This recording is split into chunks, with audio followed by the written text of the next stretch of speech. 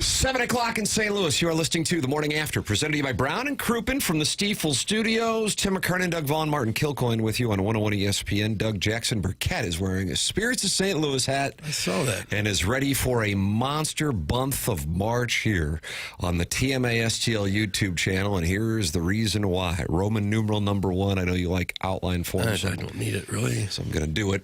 Schaefer Door Company with the $5,000 garage door or garage doors or maybe 3 garage door prize for winning the Design Air Heating and Cooling Emailer of the Month in the month of March. The morning after at InsideSTL.com. Send them in. We're going to read them on the PolosPlus.com dossier at 9:45. The morning after at InsideSTL.com. $5,000 prize.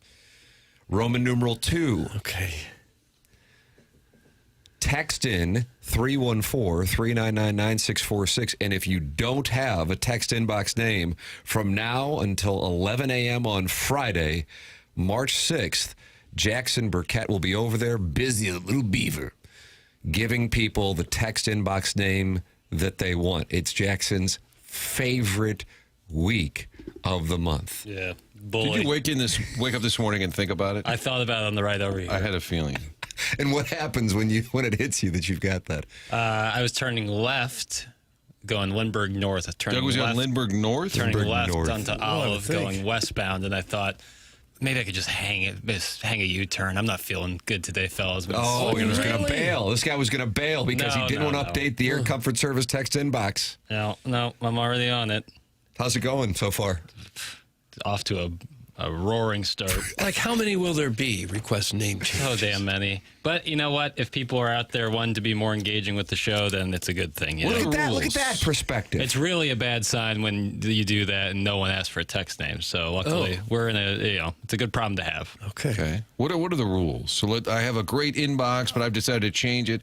Is that enough? I don't think Jackson does changes, Martin. If you don't have a name saved. Yeah. So changes are off the table. The changing gets into like people changing for a bit, and I have no patience for that. Wow. Changing for a bit. Yeah. You can change your YouTube name all day long if you want. We see the one guy, I can't remember who. Johnny Burner. Johnny Burner, or the guy who always changes his profile picture to whoever Mizzou's playing next. There's good opportunities for Libby Jackie getting DiCaprio. some work in there. Let's keep the text inbox sacred. So he'll have an Oklahoma Sooner avatar today in the Michelob. I would imagine, yeah. I would imagine. Doug Porter Mosier will welcome Dennis Gates and company this week, and then we'll wrap things up in the regular season with John Calipari. Okay. He was not happy about his team's performance against the Florida Gator. No.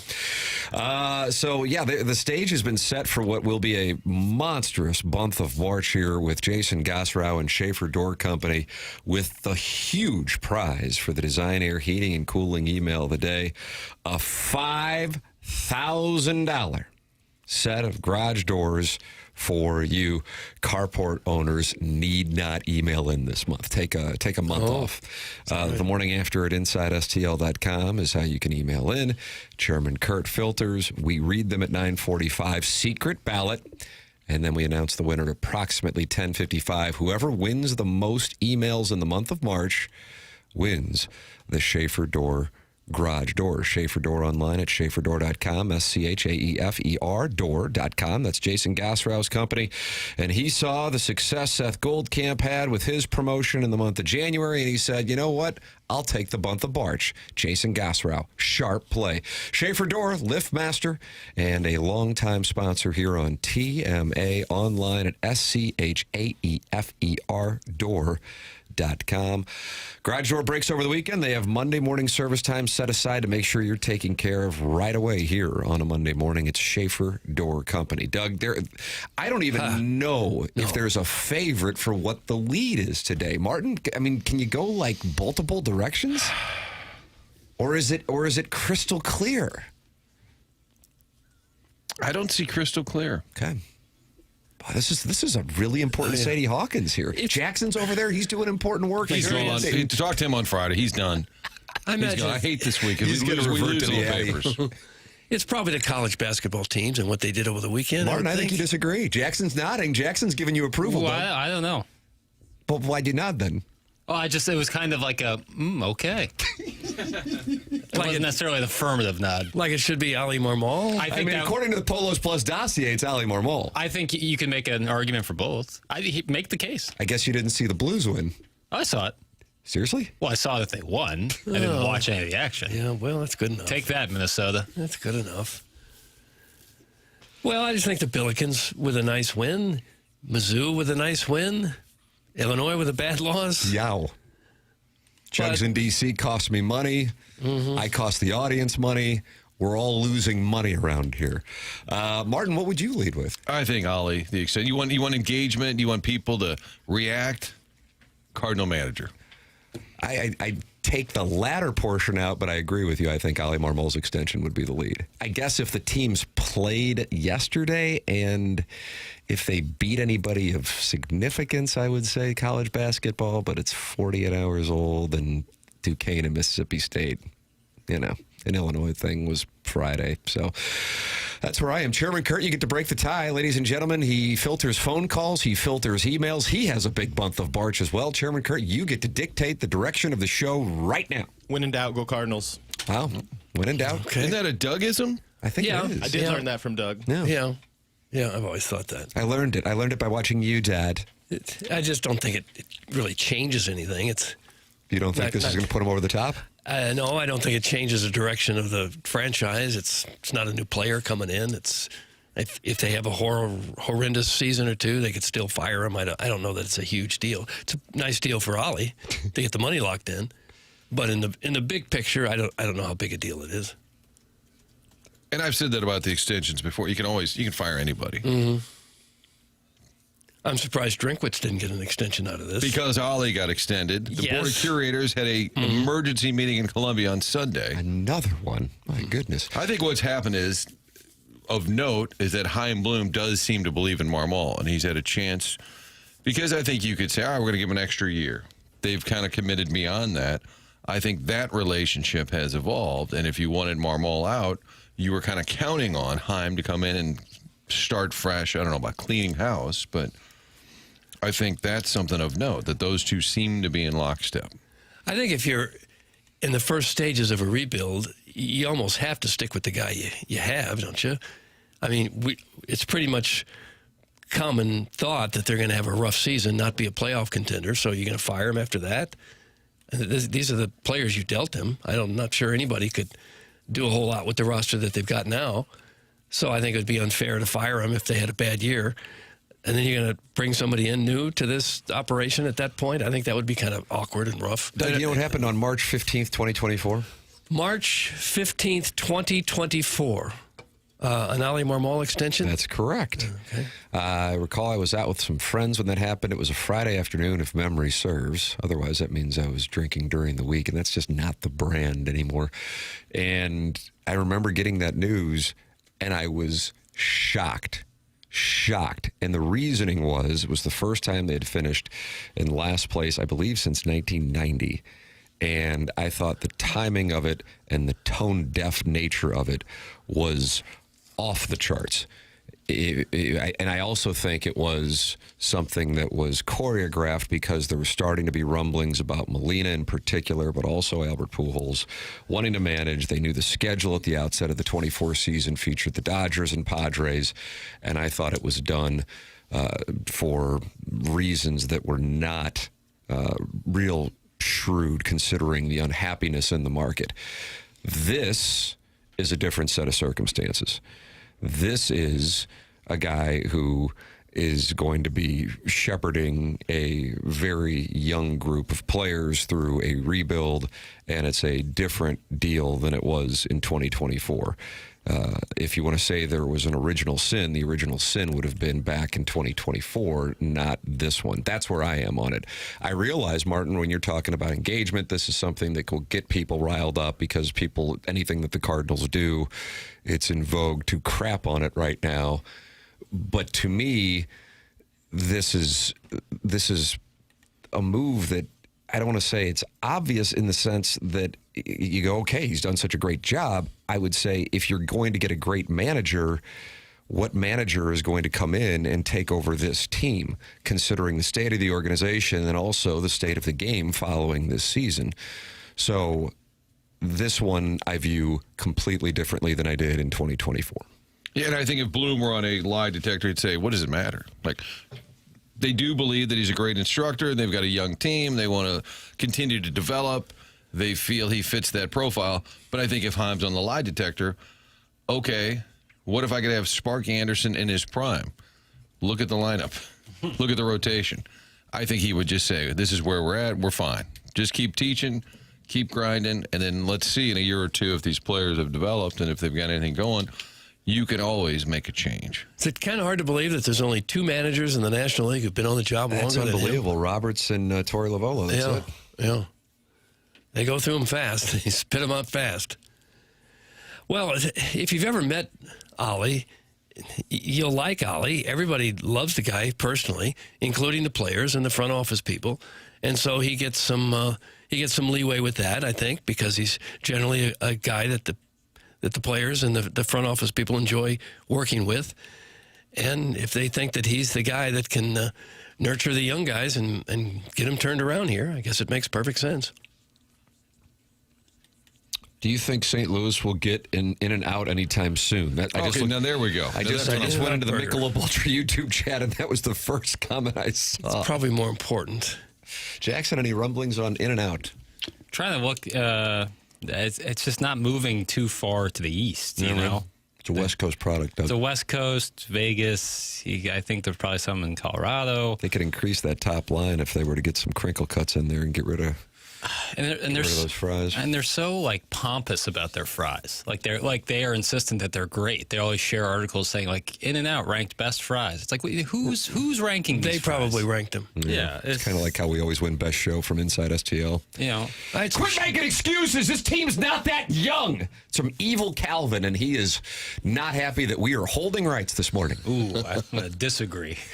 Walking into that clubhouse asking guys almost exclusively younger than me to come on the show and being told later. Maybe. I don't really know what the premise is, but I'm willing to hear Evil Calvin out if he wants to call into the Collier and Thompson phone lines at 314-974-0101 or follow up in the Air Comfort Service text inbox.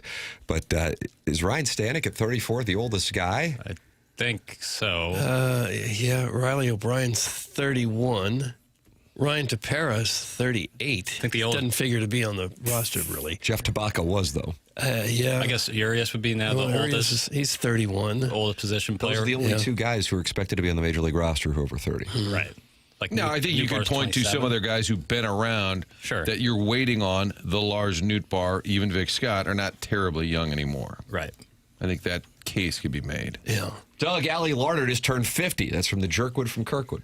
Mom. She's not on the roster.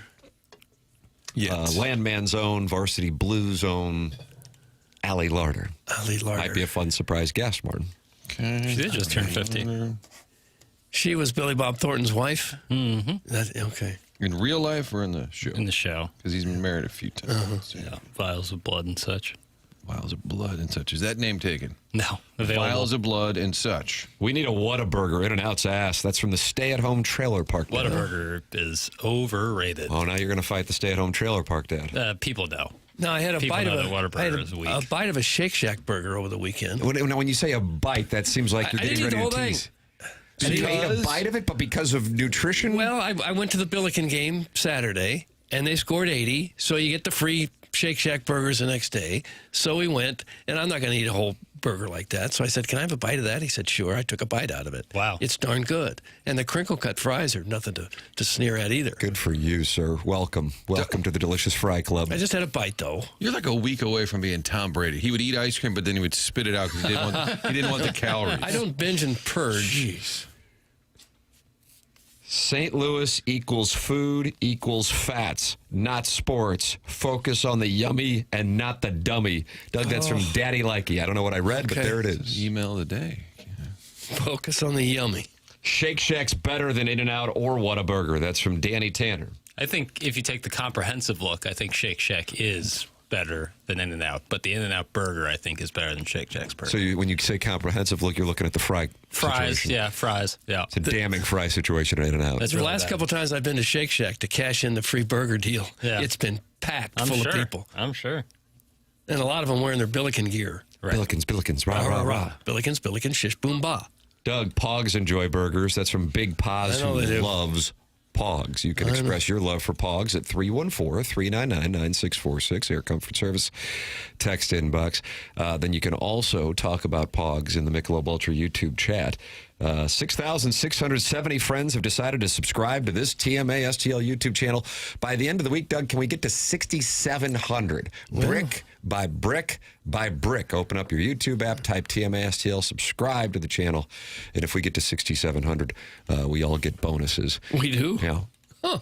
Yeah, Okay. You got to look at your contract, but yeah, 6,700 gets us bonuses. So go on in there and talk it over with Bill Reloaded, STL Chris, deep voice dude, and classy Ralph Klassen, who's talking to the Devil's Crotch. He was a blues player, right? No. Ralph Klassen. Well, he loves this show, and he's in there talking it over. Okay. The program is called TMA. It's presented to you by Brown and Crouppen. Your polosplus.com dossier features Chris Kerber with us at 8:15, Gabe DeArmond with us at 9 o'clock, and the Design Air Heating and Cooling email of the day, day one of the month of March of the Design Air Heating and Cooling Emailer of the Month competition, in which the winner will receive a $5,000 garage door, brand new, or garage doors, or multiple, for that matter, by winning the Design Air Heating and Cooling Email of the Month, courtesy of Schaefer Door Company and Jason Gosrow. So send yours in, get it through the filtered file. We read it at 9:45, and then we announce the winner at approximately 10:55 the morning after at InsideSTL.com. A jam-packed presentation. I think Blues fans are going to want to hear what Elliot Friedman had to say, because with the trade deadline looming on Friday, this could be a substantial week in St. Louis Blues history, and he's talking about a big name that he thinks might be on the move. We'll have that for you. And what Doug thought was the lead, college basketball talk. Rough Friday for ILL and a very good Saturday for the Fighting Tigers and Billikens. That coming your way here on the presentation. The program's called The Morning After. It's presented to you by Brown and Crouppen. We broadcast from the Stiefel Studios on 101 ESPN and the TMA STL YouTube channel.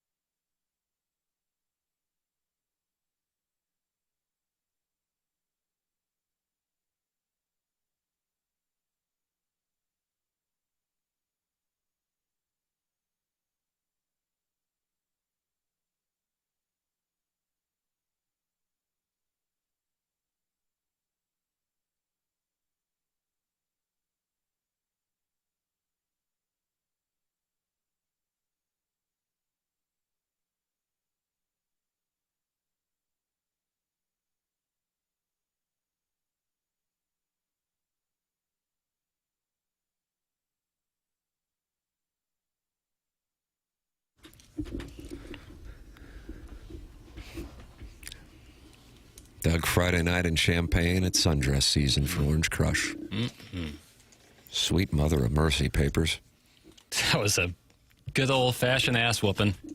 Is it more about Michigan than Illinois? Ooh, boy, that's a good question right there, Martin. I'm starting to wonder Yeah. if we were looking at ILL.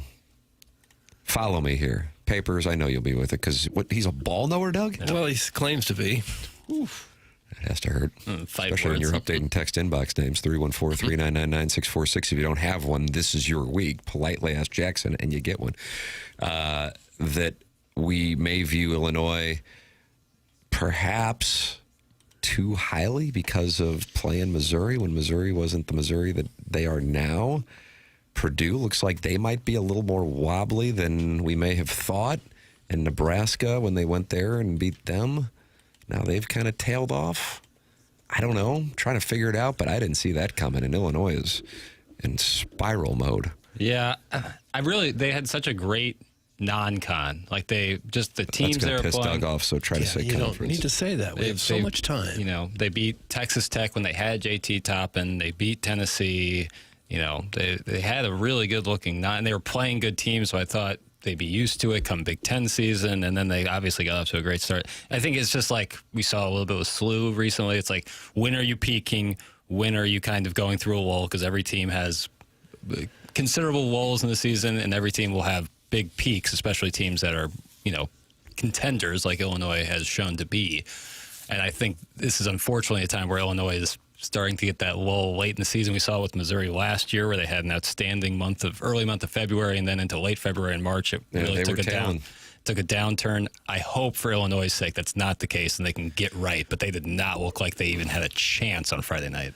Brad Underwood was not pleased, as you might imagine. Here's what he had to say following the ass kicking. You've talked about Good. What do you need from him, Tommy, Good. Jake, Ben, Leadership. leading into March? Leadership, nastiness, toughness, defending with Kylan Boswell can go do everything Yaxel can do. It's my job to get him to do that. We've seen that. We've got to get back to post Nebraska mindset on the defensive side, just getting gritty, nasty. Our basics, we've done a little too much on that end, in my opinion. I got to get that rectified, and it all starts with Kylan and Tommy. How do you do that? Just demand it in practice, and this group wants to win. They care a lot, and so that's not going to be a problem. But the lesson was learned, and they took the belt off and beat our behinds with it. And if you like that too much, then you should probably go to the rec center and play. No, gosh. Kind of got Nick framing right there at the end. Oh, Jackson. someone's Did you get a little whipped. belt whip there? Yeah. Is that from Billions with Paul Giamatti? We have a Foley artist team here now. Yeah, we're doing. You're not allowed to whip Foley work. players after a defeat. No, you're not. In their defense, they have lost 4 of their last 6, but 3 of those 4 losses were one-possession games. It came down to one shot. Yeah. So if one shot goes the other way in 3 of those games, all of a sudden we're saying this Illinois team is just, it's got to be top 4 team in the country. But come tournament time, there's going to be games that are decided by one possession. Come Sure tournament there are. time. And if you're on the losing end of that, it doesn't but except matter. for this, other than that Michigan game, and they got beat pretty bad by UConn. Other than that, they've been right there against Magic everybody. Beans disagrees. Once Underwood moved Wagler to the centerpiece of the team after Boswell's injury, they've been absolute crap. That's from Magic Beans, and he is a 6'18". They're not- Wagler they're can't not get crap. anything going. He can't get anything going. They right now. they beat a 4th-ranked Purdue team. They beat a 5th-ranked Nebraska team. They're not crap. No, They had far a from horrible it. game this weekend. They did. There's no questioning that. Yeah. But Illinois is right there. And Michigan Underwood is real. such and then it's a profanity, so overrated. That is from Scat King Cole, Doug. Oh, And he's Gosh. also 6'18". The 6'18's turning on their guy. And I've always been an Underwood Lemming. I even thought that exchange was a perfect example of a pissed off coach. Media follow-up question, time or two, and then the coach keeps going with the answer, even though he's clearly testy, but he's going to give you the answer. Thought that was a healthy exchange. They went to the Elite Eight 2 years ago. They did flame out when they had Kofi and Ayo. Remember that? A couple of years in a row. It's all about March, Doug / April. And hitting you fwee-fwoes. Yeah. Thank you. Ken Palm update for ILL. They still love him in Ken Palm, Doug. Despite having 7 losses, Illinois is number 5 in Ken Palm. So there you go. Papers, do you buy into Ken Palm? Yes, I think Ken Palm is the best measure of college basketball. Well, there's one team surging in Ken Palm and one team falling in Ken Palm, even though they both won on Saturday. The Fighting Missouri Tigers, Doug, now up to number 47 in Ken Palm. The Billikens, after once again falling behind, but then pulling away at the end, they are now at 27 in Ken Palm. Okay. The Billikens fell behind again, but it's hard to blame him. I mean, Duquesne just couldn't miss in They the first literally 5 shot minutes. 100% to start the game. Yeah, I don't know how much better they could have done. Yeah. They gave up 20 points. Billikens gave up 20 points in the first 5 minutes of the game and only 56 in the remaining 35 minutes of the game. Yeah. And Avila got hot there in the second half, hitting his 3-point bombs. 15 straight points. Yeah, That was insane. Rammer and I heard Rammer and Earl talking about it on the radio. It was just another masterclass by Rammer. Someone was dribbling and getting their shirt pulled, and Rammer goes, "He's pulling his shirt. You can't do that. You got to call that." He's just in the middle of the game. And he's talking to the audience, or he's talking to the referee 10 feet away. I think you can feel him leaning over that media table, kind of saying it. But he said, a 15-point win that was much closer than the final score. Yeah, it is saying. seemed like it. Wasn't the spread 14.5? Was it? I don't going into know. that? It was. Because it's amazing how that happened. They were up So 2 with 4.5 left. Let me tell you something, brother. Yeah. I fired a bullet on the Billiken team total of 88.5. And because that's what I was focused on, I didn't even think about the spread, Martin. What was the final of that game? Billikens and Duquesne. 91-76. Oh, how do you do? And Avila 3, right? So with about 35 seconds left, Avila throws up the 3. From deep. And I'm there with the family. And little do they know that this wasn't a $10 wager the Tam Avenue Capital Partners had allocated relatively heavily. And with that ball in the air, I'm thinking to myself, this determines the tone of the rest of the evening. Oh, no. And that's what you want to do. As a father and a husband, you want a guy shooting a 3 up 11 points to determine whether or not you're going to go have some libations and really enjoy the evening or be pissy. And fortunately, it went in. So then at that point, I'm in full celebration mode. And then Duquesne comes down the floor. I'm not even paying attention because I'm already transferring money around at this point. I'm making market moves. Yep. And then they don't score. And then I hear like a bunch of cheers. And I'm like, wonder what the hell happened. I don't know. I wasn't paying attention. So I see some people bottle service at Lorenzini's, Doug. Of course. Pony. And some of my buddies were on the Billikens minus 14.5. And so that 3 covered that number for them as well, Martin. How about that? Wow. Thank you, Robbie Avila. Thank you for the delicious win. Yeah, he got hot. Because the kids didn't realize on Sunday there would be no food. The heat would be turned off. Not at all. It was down to tough not Sunday. eting. Had he missed the shot, there's nothing in the cupboard. Is there any other way to gamble? Well, that's the smart way to do it. Thank you. They need to learn, Doug. There are consequences when daddy's wrong. Okay. And Thank they you. pay. Daddy's wrong, they pay. That's right. No porridge for them. Yeah. SLU gives out ice cream deals, Mizzou dollar beers. That's from the St. Raphael Godfather. Not sure SLU what that gives means. out ice cream deals, Mizzou dollar beers. That's from the St. Raphael Godfather. Yeah, I heard that the first time. Is he talking about some kind of coupons that I come don't with know, because the it's buying a Shake ticket? Shack at 80 points. Yeah. Mizzou Arena had $1.99 beers, maybe against Tennessee. Got it. And the Colonel, we asked the Colonel about that, and he said, yeah, they need to do things to drive people into the building. Yeah, it does seem kind of dangerous on a college campus.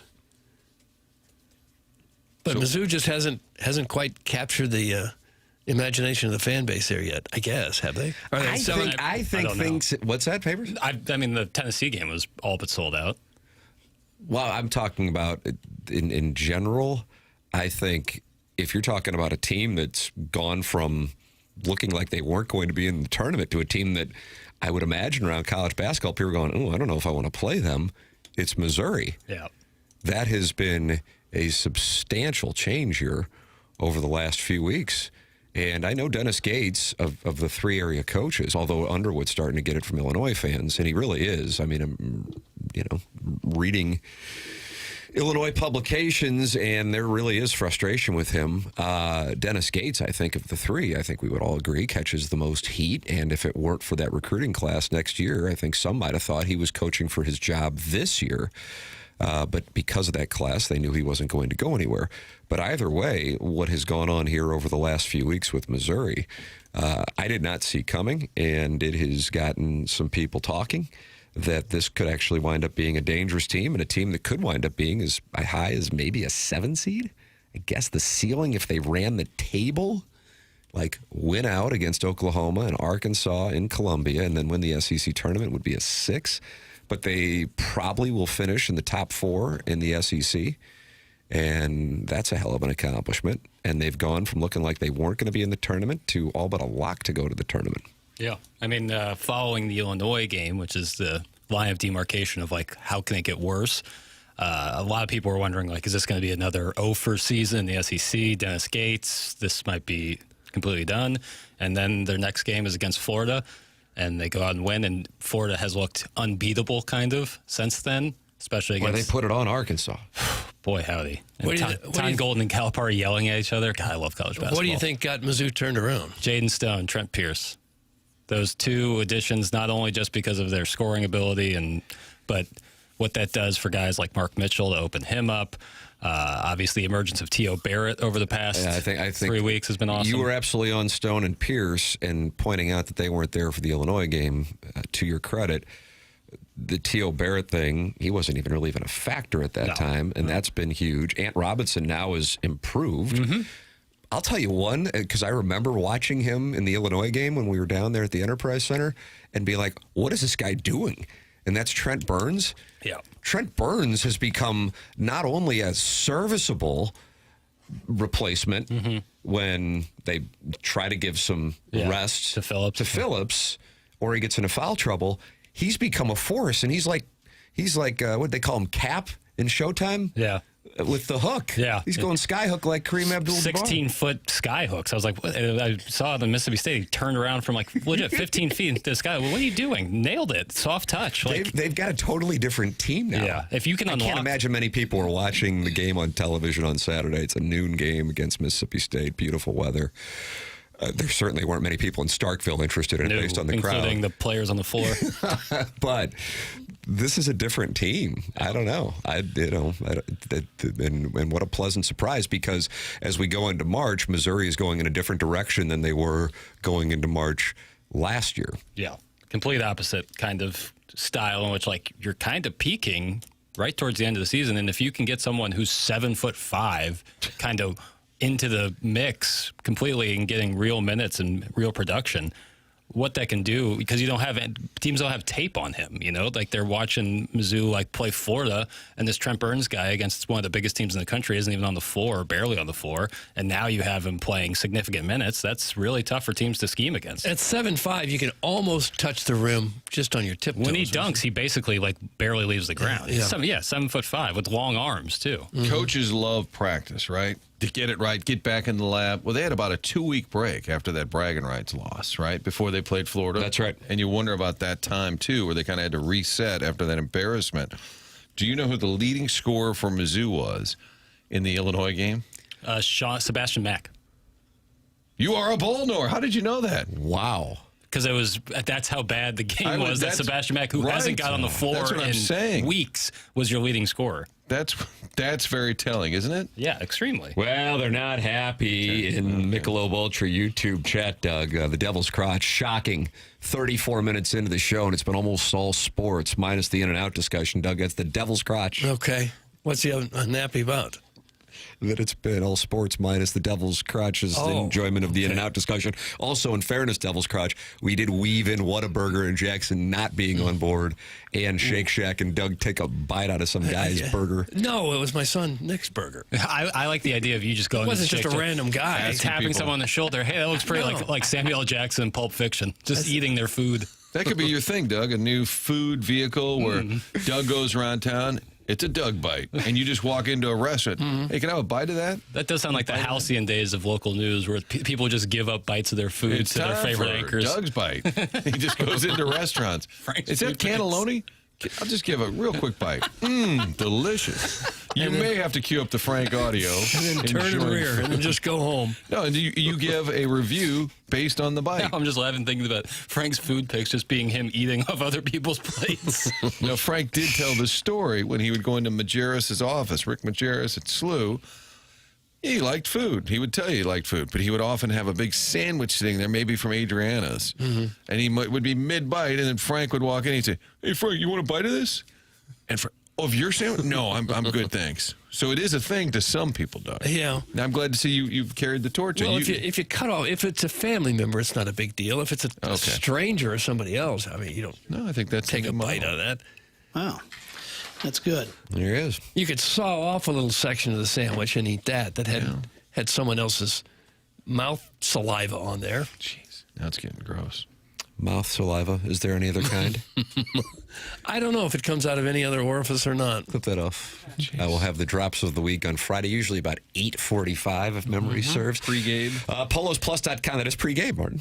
Gabe will be with us at 9 o'clock. Chris Kerber at 8:15. And then at 9:45, day one of this Schaefer Door Company promotion, giving away garage doors, brand new, for the winner of the Design Air Heating and Cooling Emailer of the Month promotion.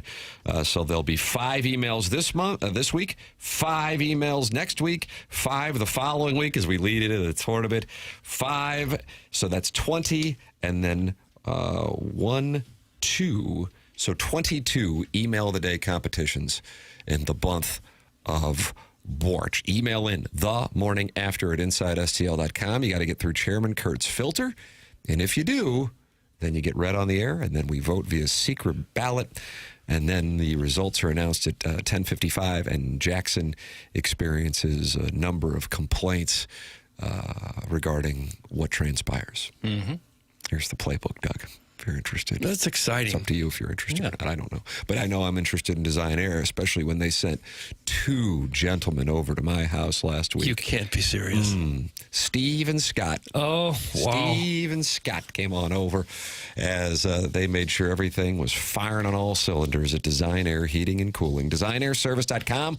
Martin's a client. Doug's a client. I'm a client. It's Design Air Heating and Cooling, longest running sponsor on TMA. Any issues you might be running into, all you got to do is go to DesignAirService.com, sponsor of our email of the day.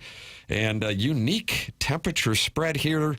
We got a high of 45 today, and on Friday, Doug, a high of 82. Oh, yeah, makes sense. That's what we got. March is the cruelest month.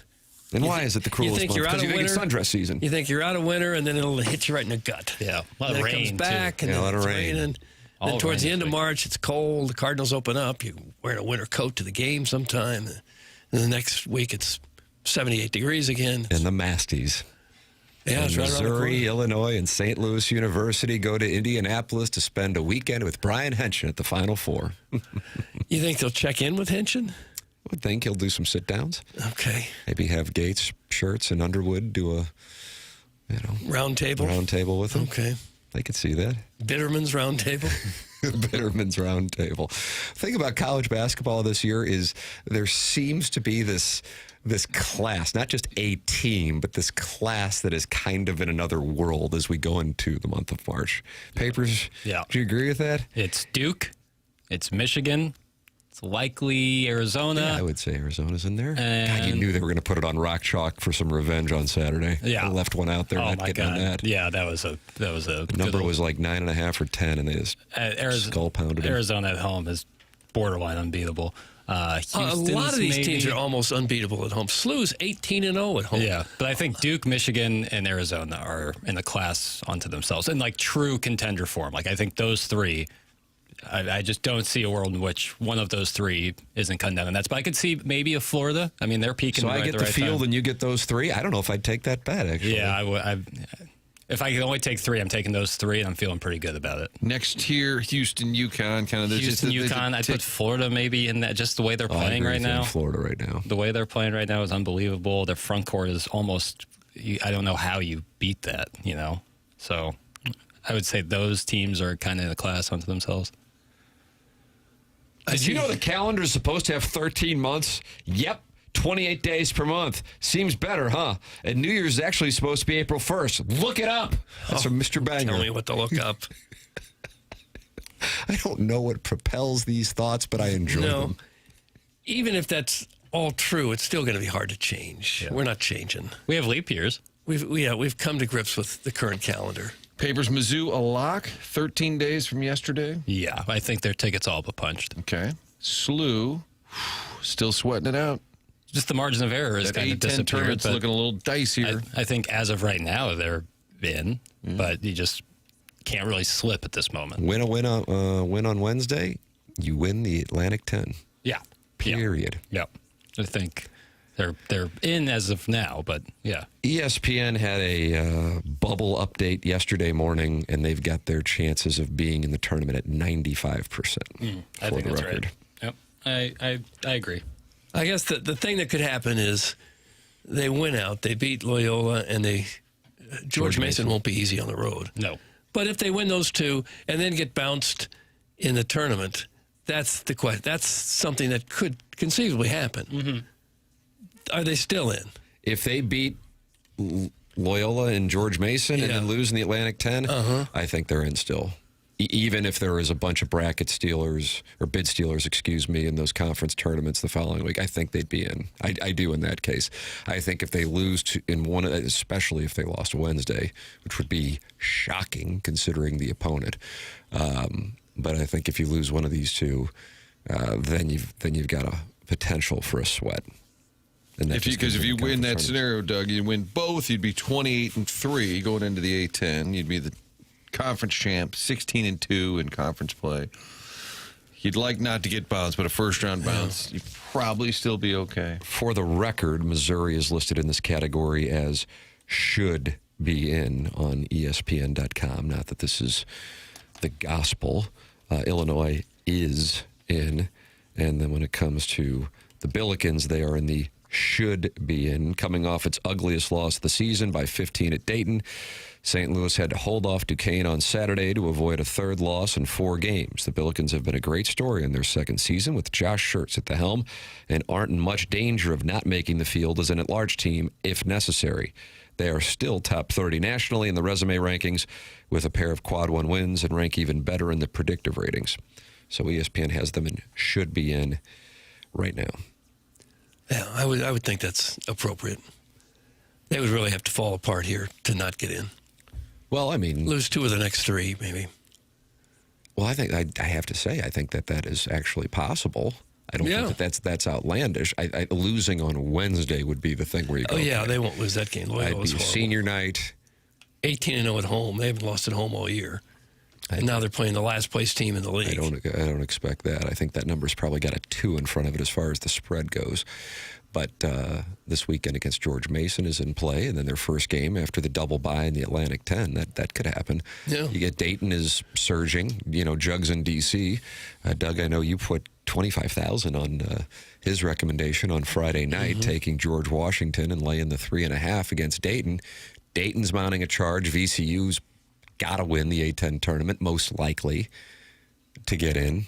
And then there's always the Bonnies. Nobody beats the Bonnies. Watch this. The Bonnies. Nobody beats the Bonnies. Okay, all right. You like their brown uniforms? No. Probably among the ugliest uniforms in the country. Jackson? I haven't taken a look in a long time at the St. Bonaventure's men's basketball uniforms, but I'm looking at them presently. Weak. Yeah, they're really bad. Yeah. I think my favorite A10 takeaway this year was that I didn't realize UMass had left. All of a sudden, I just realized they were no longer in. Yeah. Miami, Ohio is going to go to war with St. Louis when they go undefeated in their Mickey Mouse League and still don't make the field when they don't win their conference tournament. That's from Carlos Spicy Wiener. That could happen. Bruce Pearl, Jackson. I have sent you this sound yesterday. Take a listen to this. This is under the category of less local rock. Yeah. Miami, Ohio, here's the deal. Are we going to select the 68 most deserving teams, or are we going to select the 68 best teams? If we're selecting the 68 best teams, then Miami, Ohio is going to have to win their tournament to qualify as a champion. Because as an at-large, they are not one of the best teams in the country. And that's going to be a difficult choice for the committee to make. Here's a question that I have for the group here. What is more valuable, the conference tournament or the regular season, winning out the regular season? I think it's regular season. Right. Because I think you got a larger body of work. I think they play well, but the unfortunate part of being a mid-major is you got to handle your business not only in conference, but also in tournament play. Yes. My son played at the University of New Mexico, and they actually snuck in and won the conference tournament. And that throws off everybody. And they win and they lost to Clemson. But at the end of the day, I think you just got to take care of your business if you're a mid-major team. Yeah. I don't know if the 0 at the end of the season makes a difference unless they win out their conference Because tournament. here's why it's crazy. The MAC has not had multiple teams, multiple bids since 98, 99. So that's almost 30 years ago. And the strength of schedule for Miami of Ohio, 321st. It doesn't look good when we're weighing resumes, which is what's happening with the bubble talk. I mean, you got to play your way in or you're going to lose your way out. It's just that simple with all these teams. And Mash, to your question, for the mid-majors and low majors, it's all about the tournament because they recognize there's only going to be a one-bid league. For the rest of the leagues, it's all about the grind of a regular season championship, and I think that's what matters most. Okay. So it's a nice deal for Miami, Ohio. They can go undefeated through the regular season and not get into the NCAA tournament if they don't win their conference tournament, per Illinois friend Bruce Pearl. But you look at some of the teams they played, and holy smokes. Mercyhurst? What is that? They had a fun win on Friday night. They beat Trinity Sunday of charge. Illinois. They were down late. They beat Trinity of Illinois 129-49. They beat Millikan 135-81. I don't doubt you have to be pretty good to run the table, and they've played some better teams than that. But yeah, it's just hard to be undefeated. Well, Harrison's brother Master's not happy with the conversation. Now, I thought he took a vow of silence until Jordan Kyrou was traded, Martin. That's what I remember with Harrison's brother Master. That sounds right. But he is texting this in multiple times. Robert Thomas is number 3 on the trade board, and you guys are talking about bubble teams who won't even make it out of the first weekend of the tournament. Brilliant! Okay, That's from stop Harrison's brother Master. Leave us alone. And he is not happy with Jackson. Are you firing a bullet over there? Oh, my gosh. Listen to this guy. It's Joe Strauss, not happy. But if Harrison's brother Master wants it, he gets it. Next up on the Polos Plus dossier, the latest from the Athletic Trade Board and Elliot Friedman's thoughts on what's going on with Robert Thomas and the trade deadline coming your way on Friday. Chris Kerber is going to be with us at 8:15. The Colonel at 9 o'clock. That's coming your way on the Polos Plus dossier. This is the Healthcare Evolution, 7 o'clock hour here on TMA. Healthcare-evolution.com, sponsor of the 7 o'clock hour. It's TMA 101 ESPN.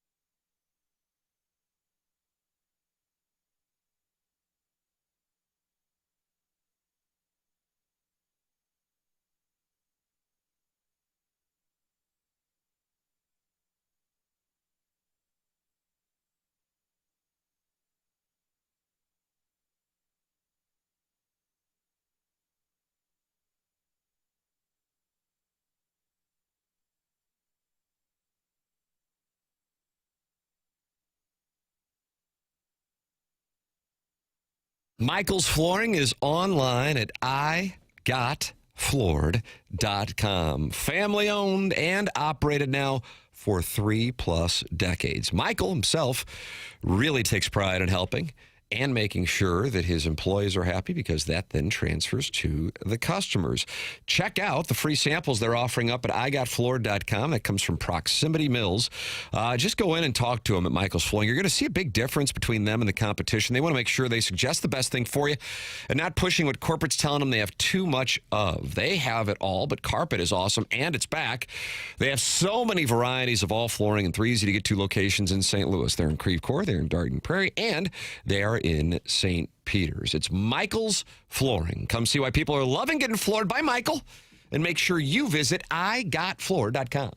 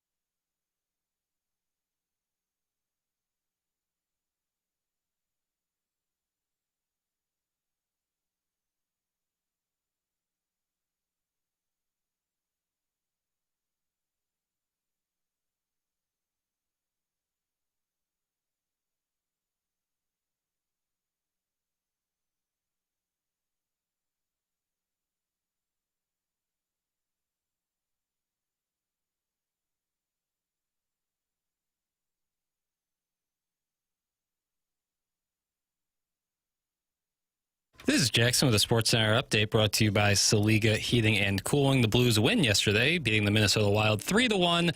Off today, off tomorrow. Back in action on Wednesday as they take on the Seattle Kraken. That's going to be an 8 p.m. pregame, 9 p.m. puck drop right here on 101 ESPN. That was another Sports Center update brought to you by Saliga Heating and Cooling, a Daikin heating and air conditioning dealer.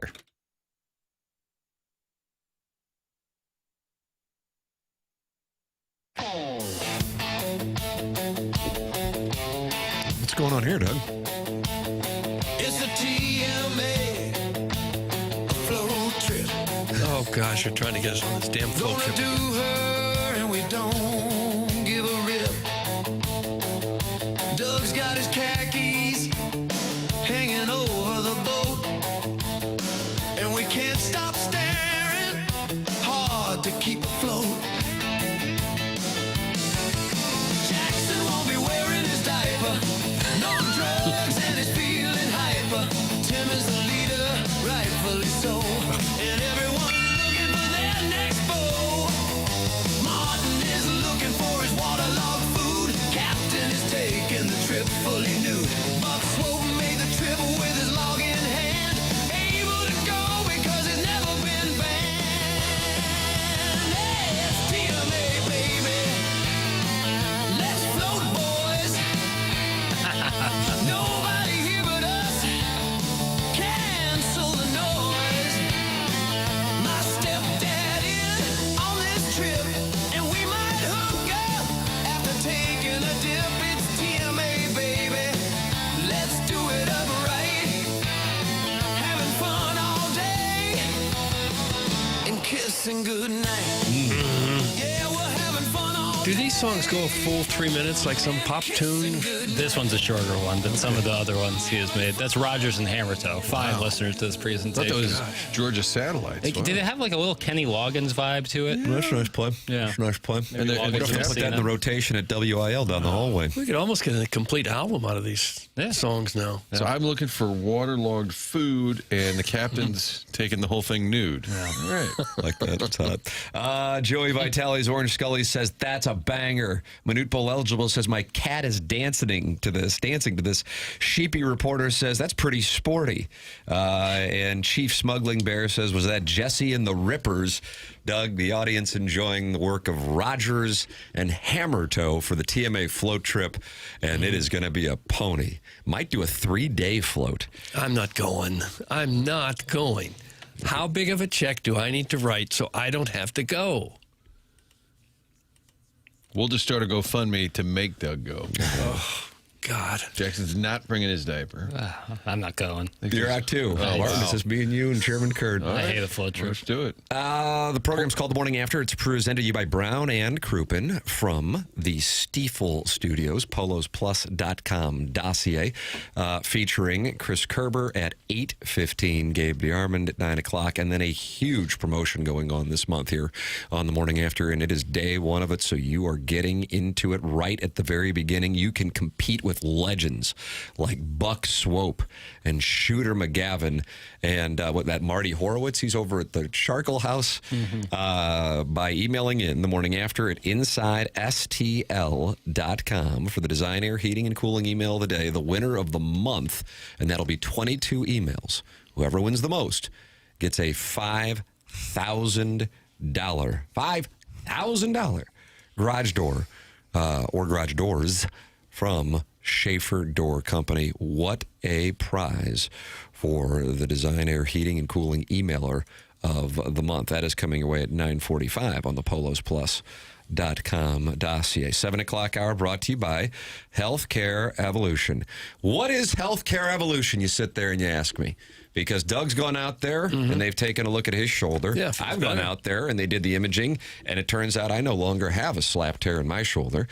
Papers has gone out there for hair treatments. So they can do it all out there. It's precise imaging and assessment to identify pain, precise placement of medication with a quality product with great results and no insurance hassle or wait. So if you're sitting there going, well, I've got an injury and I'm not supposed to get in until the first week of April, that's not what's going to go on at healthcare-evolution.com. All you have to do is go online and you can be in there, I mean, within the next 24, 48 hours. That is what it's all about. Here is the deal. 10% sale for TMA listeners only for the month of March. That is a 10% sale for TMA listeners for the month of March. So let them know you're a TMA listener and you get 10% off. Go to healthcare-evolution.com. Doug, if you take a look at your NHL trade board on The Athletic, look who is number 3 now. Number 18 from the St. Louis Blues, Robert Thomas. He has gone from on the periphery of trade talks to number 3 on the expected list of players to move with the trade deadline coming up this Friday. Robert Thomas returning yesterday and getting a goal played on Saturday, and the Blues get the win against the Wild. But the momentum seems like when you got all these national writers talking about Thomas on the move, that there really might be something there. He missed the return after the Olympics on Thursday. Martin had that, and that was going to be something that had nothing to do with the trade deadline. It was personal reasons. Then he was back this weekend. But will he be with the Blues when they play this coming weekend? Here's what Elliot Friedman had to say. So a lot of what is being discussed right now in terms of what's kind of hot today are the centers. And, you know, first of all, Robert Thomas rejoined the Blues today. He could play for them again tomorrow, and best to his family. He was on a leave for a bit this week. But, you know, Ron, when his name first came up, you report it, but you kind of don't believe it. Like, there's no way Robert Thomas is getting traded. I actually believe it could happen. I think there's a decent chance that Robert Thomas could be traded by the deadline on Friday. I believe one of the teams that's in this is Utah. Bill Armstrong, the GM of Utah, drafted Robert Thomas in St. Louis, and that's a connection there. But I think it actually could potentially happen, and I have to say I'm a bit surprised about that. I think it's heated up around him a bit. You boys think he's going to go by the deadline? I would think that he has more appeal than probably anyone else on the Blues roster. He's only 26. He's right in his prime. He's a very good player, probably their best offensive player. I would think that he would bring the biggest return. But if you're the Blues, do you want to deal your best player who's not over the hill yet, who might still have 5, 6, 7 really solid years ahead? If you're going to rebuild, are you going to start by subtracting that? I don't know. You'd have to get an awfully nice return, I would think, to deal Robert Thomas. Harrison's brother Master, by the way, now happy with the topic, says Elliott would never say that unless it's a done deal. Well, but that doesn't make it a done deal. Well, and the way he reported it, instead of some of the hot takes that are out there now, you'll hear them just say, I think this is going to... He was saying it's what he's hearing, and he said, I'm surprised. So it wasn't just him making it up. He said, this is based on what I'm hearing, and that it actually surprised him, which I think for most Blues fans, all the names you've heard for a year now, oh, they'll move Falk, they'll move Shen, Binner might be gone, Kyra's on the market. Mm-hmm. Nobody ever mentioned Robert Thomas. So the trade board, here we go, just posted in the Athletic this morning, has Thomas at 3, Falk at 4, for the record. Multiple Blues, as you might expect, but now some names have dropped from where they were. Shen is at 29. His brother, Luke Shen, by the way, is at 30. A lot of Jets, a lot of Blues, and a lot of Kraken on there. Binnington is now at 43. Kyrou at 45. There is the Athletics trade board, Robert Thomas at number 3.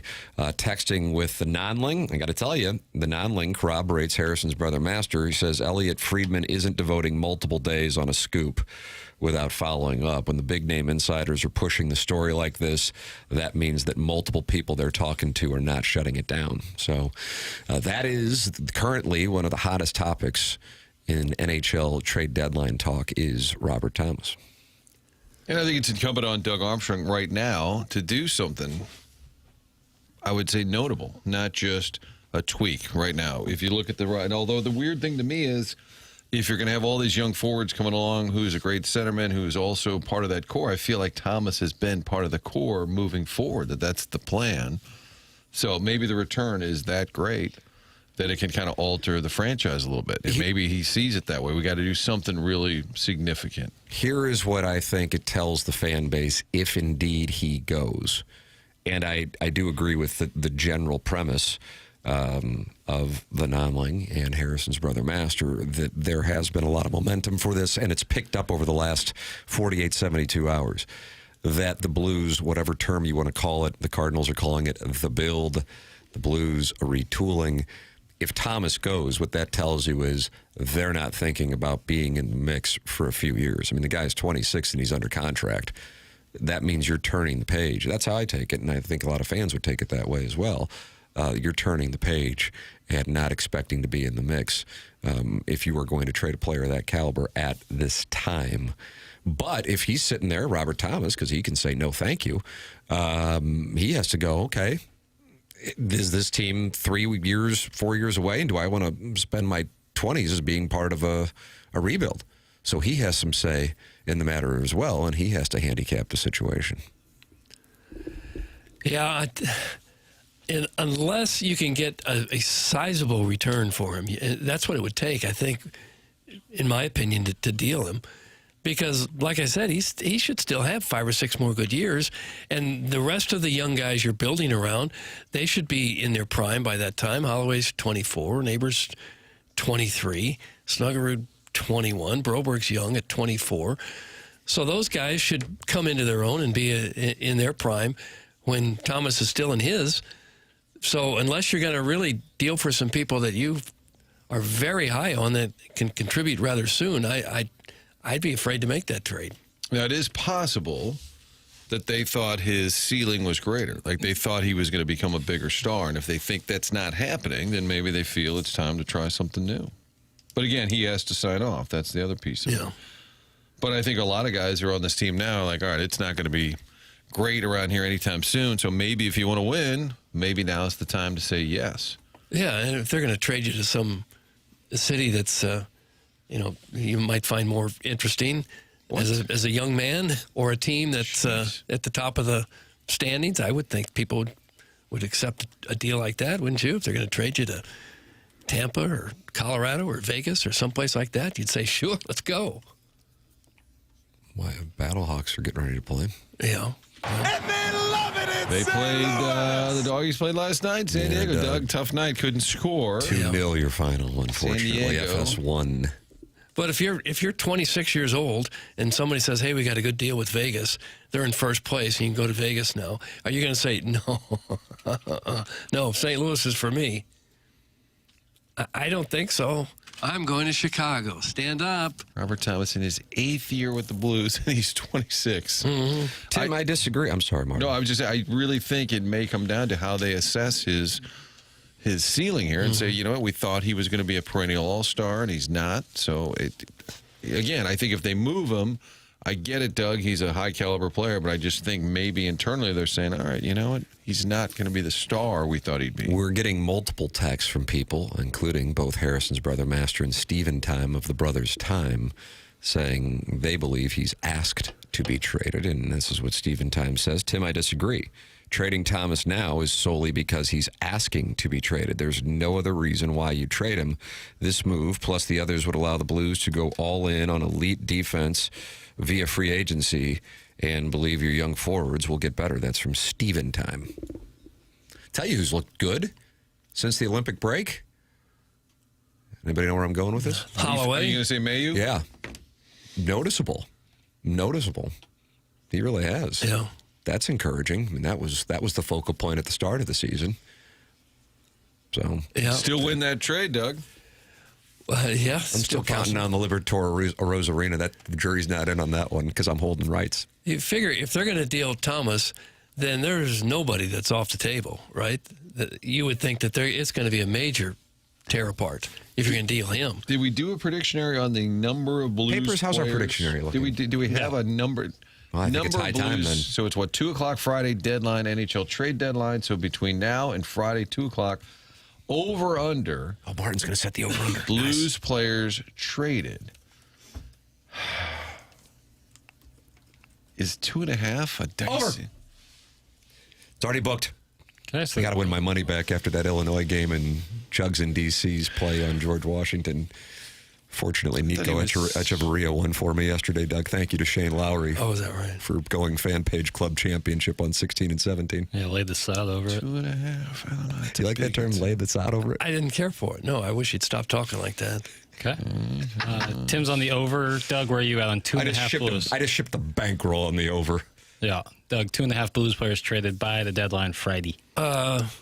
Yeah, the deadline is this week, so they're going to have to get to it. Get their cleats a clicking. I'll say under. Under. All right. Tim is shipping the over. Yeah. What'll happen the is bankroll too. then you trade someone like Sundquist to throw in teams, and all of a sudden you get to the 3 because there's times. I think that the guys I'll that you say would, under. Okay. the guys that would make a lot of sense to trade are the guys that are really hard to trade.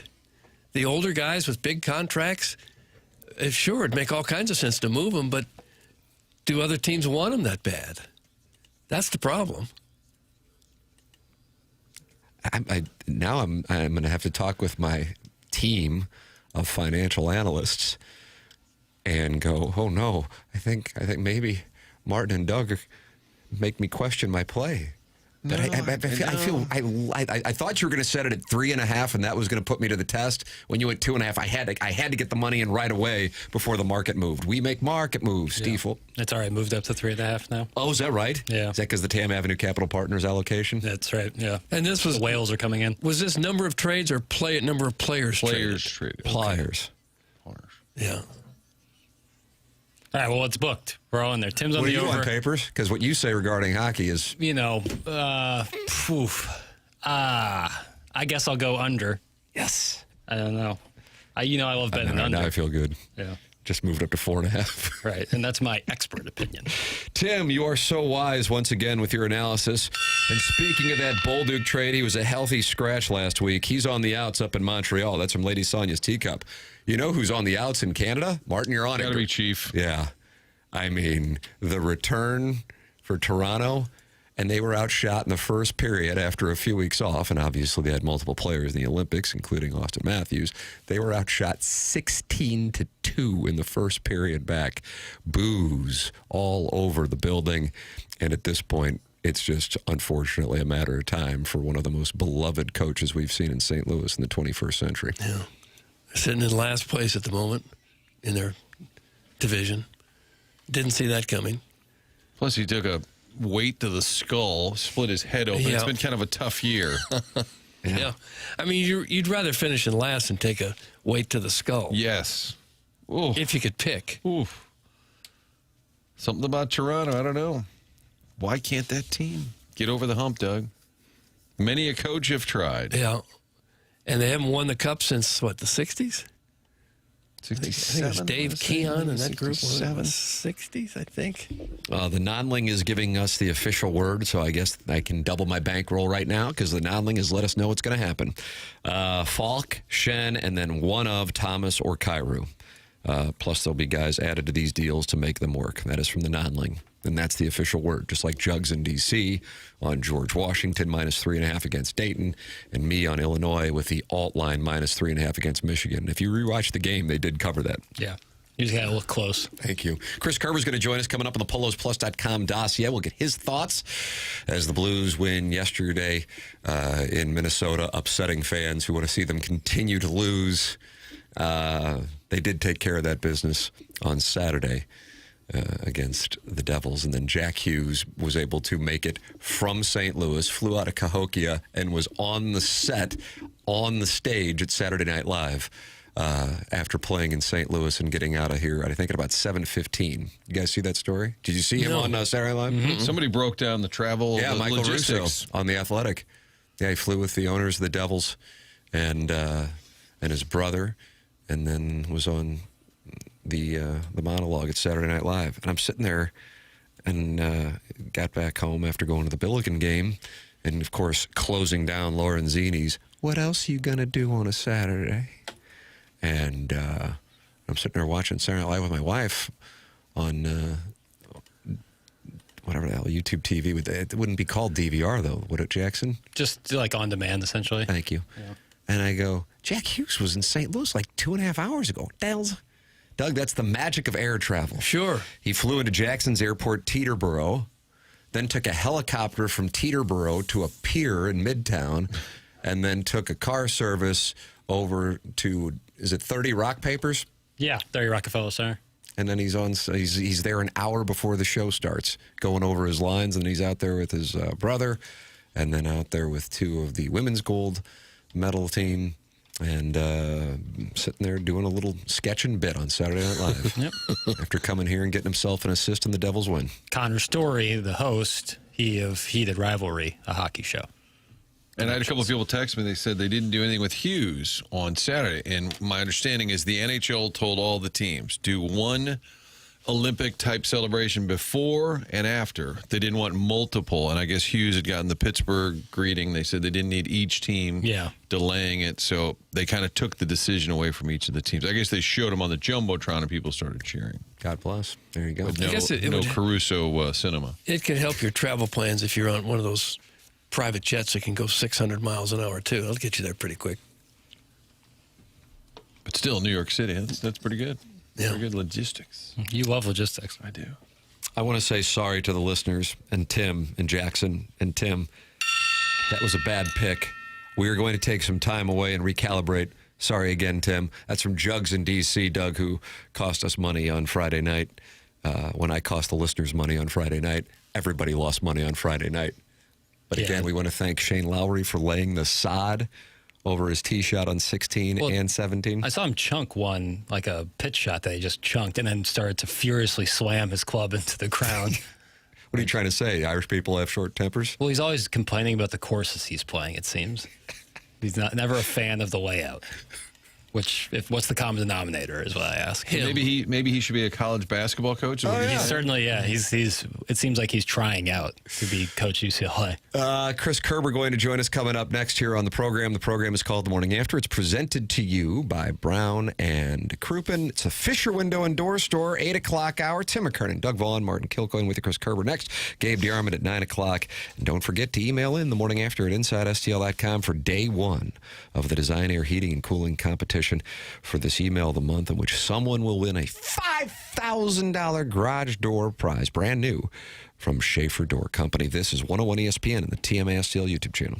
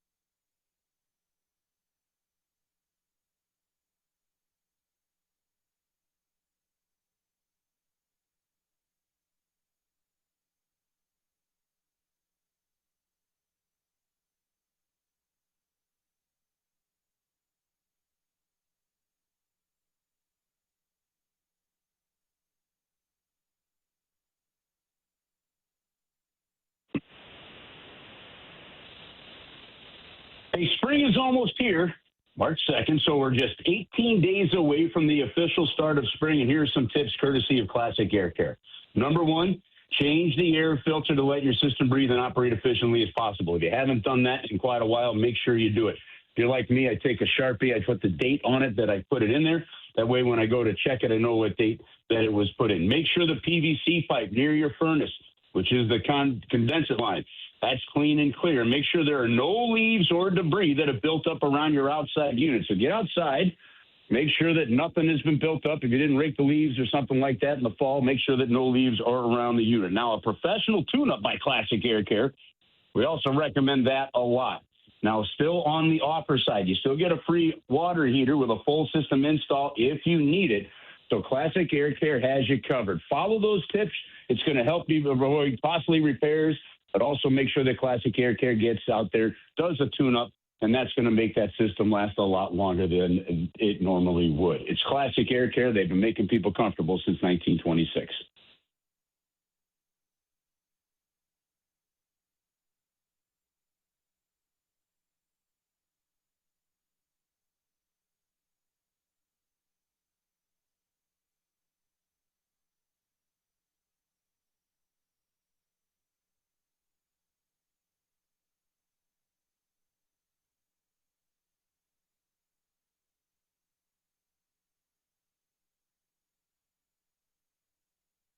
It's TMA 101 ESPN. Sam McKernan, Doug Vaughn, Martin Kilcoyne with you on the program.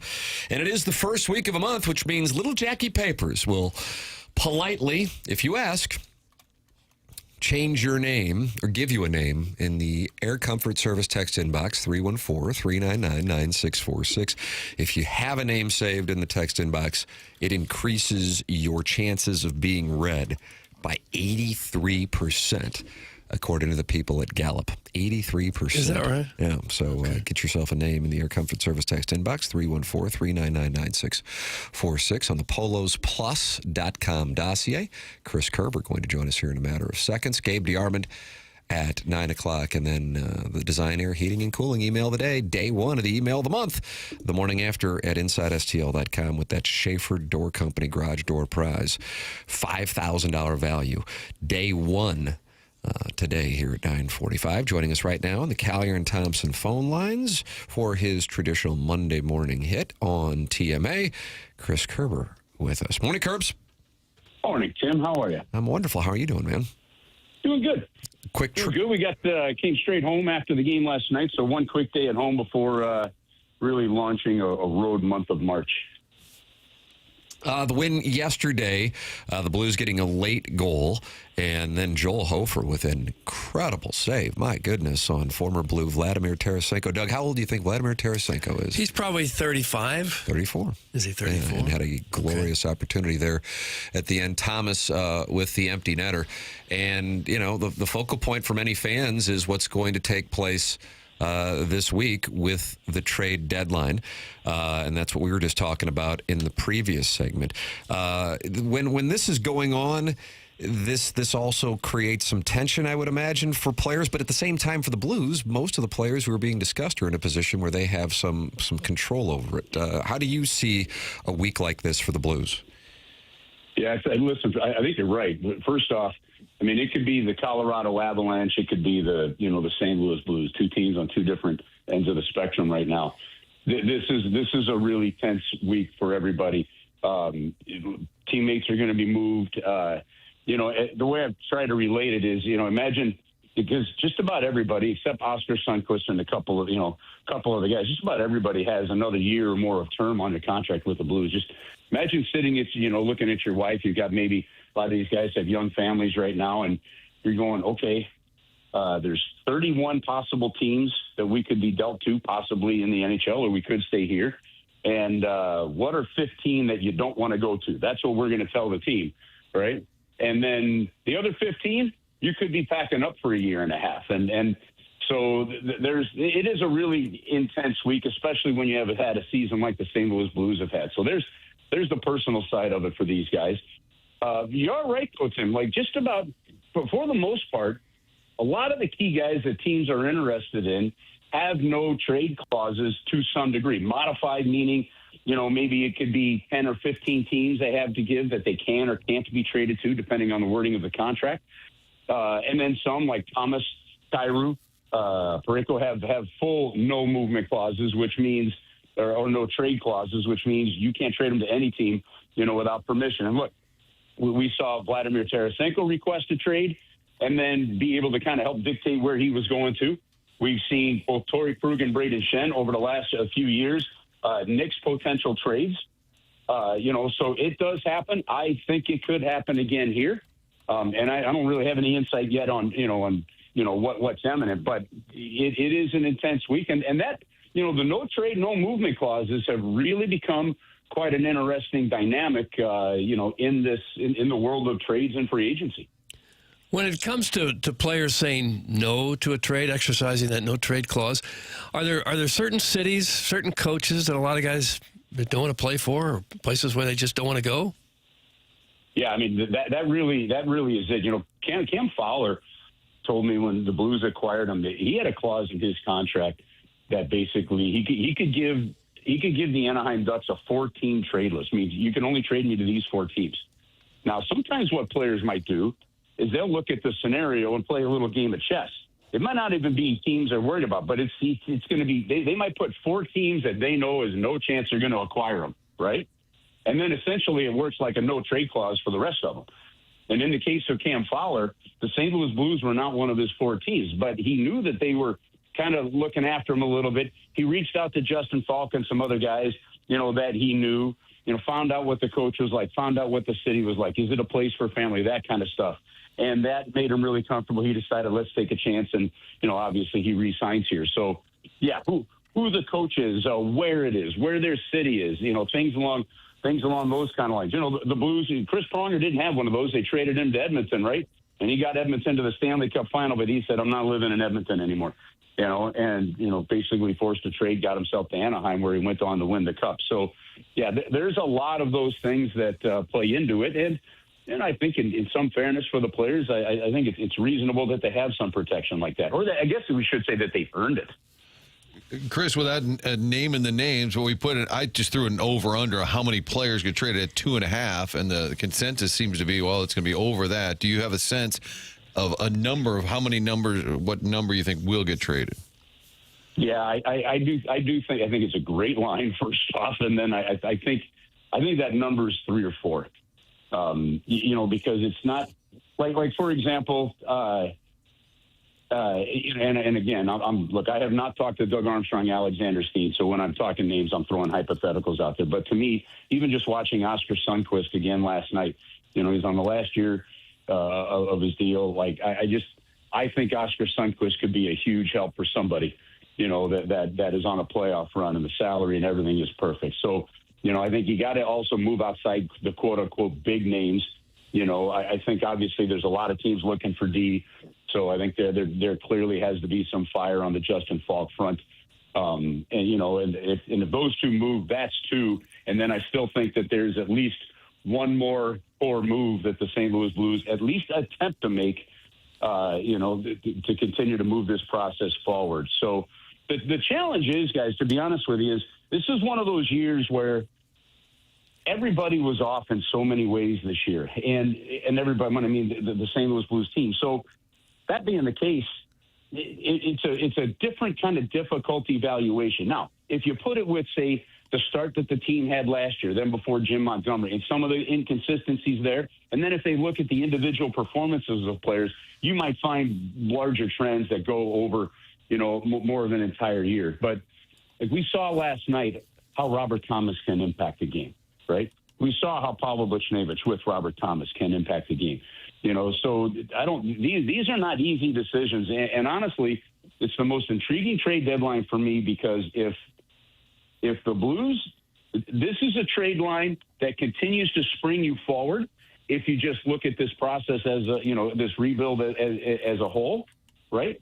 Or it can almost reset the retool a little bit and pull you back a year or 2. And I don't know which direction this is going to go. I hope it's obviously the former rather than the latter.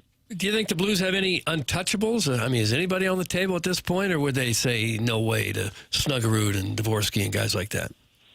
I do think they have untouchables. I do think a Snuggerud, a Dvorsky, to me, a Broberg, in that sense, a Holloway. I think all those guys, fit in that mold, a Hofer, and I got to think, unless they flipped them, I don't know that I put Mayu in there, but the young core, I think they are. And look, I think the only reason that you're hearing names of Kyrou and Thomas, and those guys in the rumors and in the bantering about is because they've got good contracts that are reasonable for their point production that they can put up, very reasonable actually, and they're going to become favorable contracts over the next few years as the actual cash pay drops on them, even though the AAV stays the same. And then with those guys, when somebody says we're open for business, you're calling on everybody. And it doesn't mean you're going to trade. Doug Armstrong and Alex Steen could be sitting here saying, hey, look, we're going to, these guys were our core. We're going to continue to build and stick to our plan, but I do think that you have to look at every option. Maybe somebody comes up and there is an Eric Johnson kind of trade. There is a Ryan O'Reilly, Tage Thompson kind of trade. There is something to it. And I go back, guys, I go back to this, all the time. Like you gotta give something to get something, and eventually teams like Utah, Anaheim, those kind of teams, as far as thinking maybe Boston at this point, but it's hard to see where they're at. But the reality of it is those teams have to finally take the prospects they've amassed by being bad for 10 years and get better players to move them ahead quickly. And I think the Blues have some of those kind of players that at least make some phone calls worthwhile. Now, if you try to trade some of the veterans, thinking Shen and Falk, who make pretty good salaries, how difficult is that to send that to another team and have that other team be able to get them under the salary cap? Yeah, that's the other challenge. So capwages.com is a really good website. It kind of took over from Cap Friendly. Is it 100% accurate? No, but it's dang close. So from a fan standpoint, you can look at what any player is making, that kind of thing. You can see where teams rank and, how much cap space they have. And so, if you are up against the cap and you're acquiring a player whose, average value is $6 million, well, you've probably got to move that, that prorated amount off your roster too. So the cap makes it really hard, and they've made some other changes too. Teams can obviously retain salary, but you can only retain the salaries of up to 3 players. And so there's a couple teams. I think Edmonton may be in a situation like that where they could be hard for them. And then the other thing that we saw over the last number of years was you'd see a third team kind of come into the mix. Like I think it was Minnesota that was in the mix in the Ryan O'Reilly trade with Toronto, right? You can't do that anymore. Right? A player, you have to have a player on your roster for a certain number of days before you can retain portions of the salary. So they've made those deals kind of harder. So, yeah, the metrics and the math sometimes also play a really big role in all this. So you're right. Somebody that has $3 million in cap space, if they want to acquire Robert Thomas, they've got to clear some dollars to be able to afford it if the Blues, didn't retain salary. And honestly, I can't see the Blues being willing to retain salary on most of those big names. Any level of surprise hearing the Robert Thomas talk so prominent over the weekend? I think we'd always heard Kyrie's name. We always talked about Binnington and Shen and Falk, and it seems like now Thomas is front and center. Did that surprise you at all? No, it actually didn't, because I think if I'm a team, and the Blues, are saying, hey, come kick the tires, or we'll kick the tires on anything, I think you're at least going to make the call and say, what's it take? What's it going to take? If you're the LA Kings, I'll tell you what.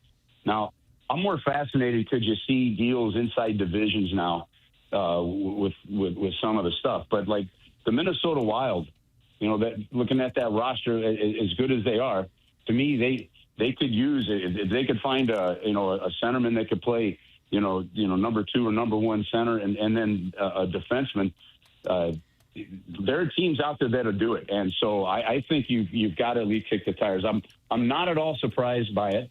The Blues have just been inconsistent enough, Martin, over the last few years that I think you got to look at everything, and that goes back to what Tim asked at the very beginning. But that makes for a really intense week, and a lot of guys walking on eggshells this week.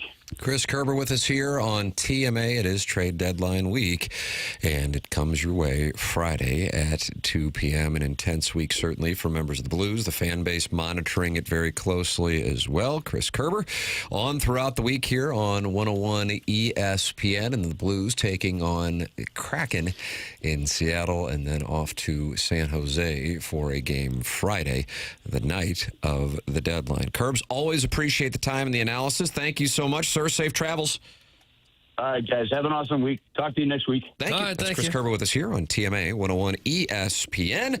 Don't forget, coming up at 9:45, Design Air Heating and Cooling email of the day. The prize for the emailer of the month, $5,000 garage door or doors. Brand new from Schaefer Door Company. Send your emails in the morning after at InsideSTL.com. That is the address to send them to. Chairman Kurt filters them. We read them at 9:45, and then we vote and announce the winner at 10:55 before handing it over to BK and Ferrario. It's Design Air Heating and Cooling. Martin, could you tell us about the great Seth Goldcamp and Design Air Heating and Cooling? In fact, I can't. That's a great question, Tim. I can tell you about it. Yes. I can. It really was a The great question was, can you tell us about it? You wouldn't have the balls to ask that question. That's a great question. I'd be happy to talk about Design Air, somebody that we've known on this show for a long time, but also doing business. This past fall, needed a new furnace. Team comes out and starts talking about what the different options are and how the technology has changed over the years. They kind of walk you through all of that. Then you make the decision. And then the installation itself, the team comes in. They were great.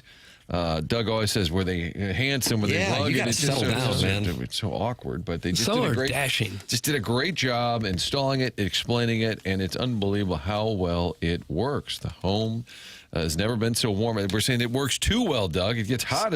Sometimes. Yeah. Probably because the kids are turning up real high and it costs money. It's a whole different topic. But designairservice.com is the website you go to year-round for heating and cooling needs. Seth and his team, as we've been telling you, do a great job from start to finish. You can count on them to be around for years to come, more than a century now. This family has been doing this a long time. Fourth generation, family-owned and operated St. Louis-based company. What more do you need to know? Find them online at designairservice.com. Send your emails in the morning after at InsideSTL.com. You got to get in there early. The morning after at InsideSTL.com. Get those emails in so Chairman Kurt has a chance to filter for 9:45 on your Polos Plus dossier. Colonel's going to be with us at 9 o'clock as Missouri is mounting a charge here. They did a Gallup poll, Doug, on The Athletic regarding a variety of questions that fans answered. 12,000 plus fans gave answers to these questions regarding the state of the game and some of the potential moves that could take place following this season with the collective bargaining agreement. We're going to have that for you coming up on the Polos Plus dossier. You can talk it over in the Michelob Ultra YouTube chat. Michelob Ultra, 95 calories, 2.6 grams of carbohydrates. Doug gets a bonus if we get to 6,700 subscribers in the YouTube channel. I get a nice little chunk of gold bullion. That's what it is, actually. You're being very transparent with your arrangement. 307 friends are in there talking it over right now, including 2 words for you, and Doty's rocking chair. They're in there and they're talking to each other. It's the TMA STL YouTube channel. Subscribe to it, and you can watch the program and talk it over with other listeners in the Michelob Ultra YouTube chat. 2.6 grams of calories, 2.6 grams of carbohydrates, 95 calories. It's Michelob Ultra, only worth it if you enjoy it. This is TMA 101 ESPN.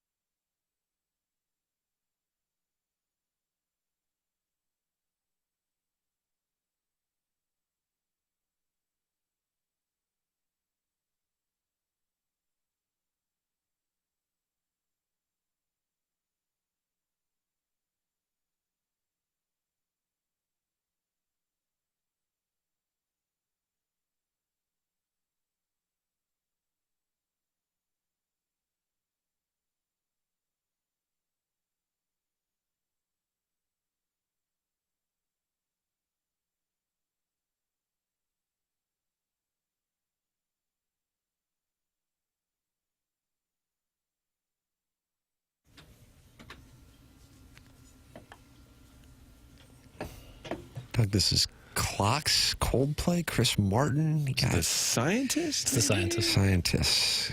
He got hair transplant. It's his birthday today. And he turns 50. 45. 50. 45. Doug? 47.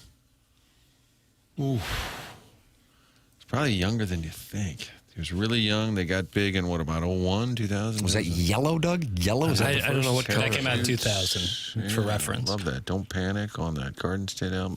2000, he's 25. He's 20, 51. Today is Chris Martin's 49th birthday. Oh, is that right?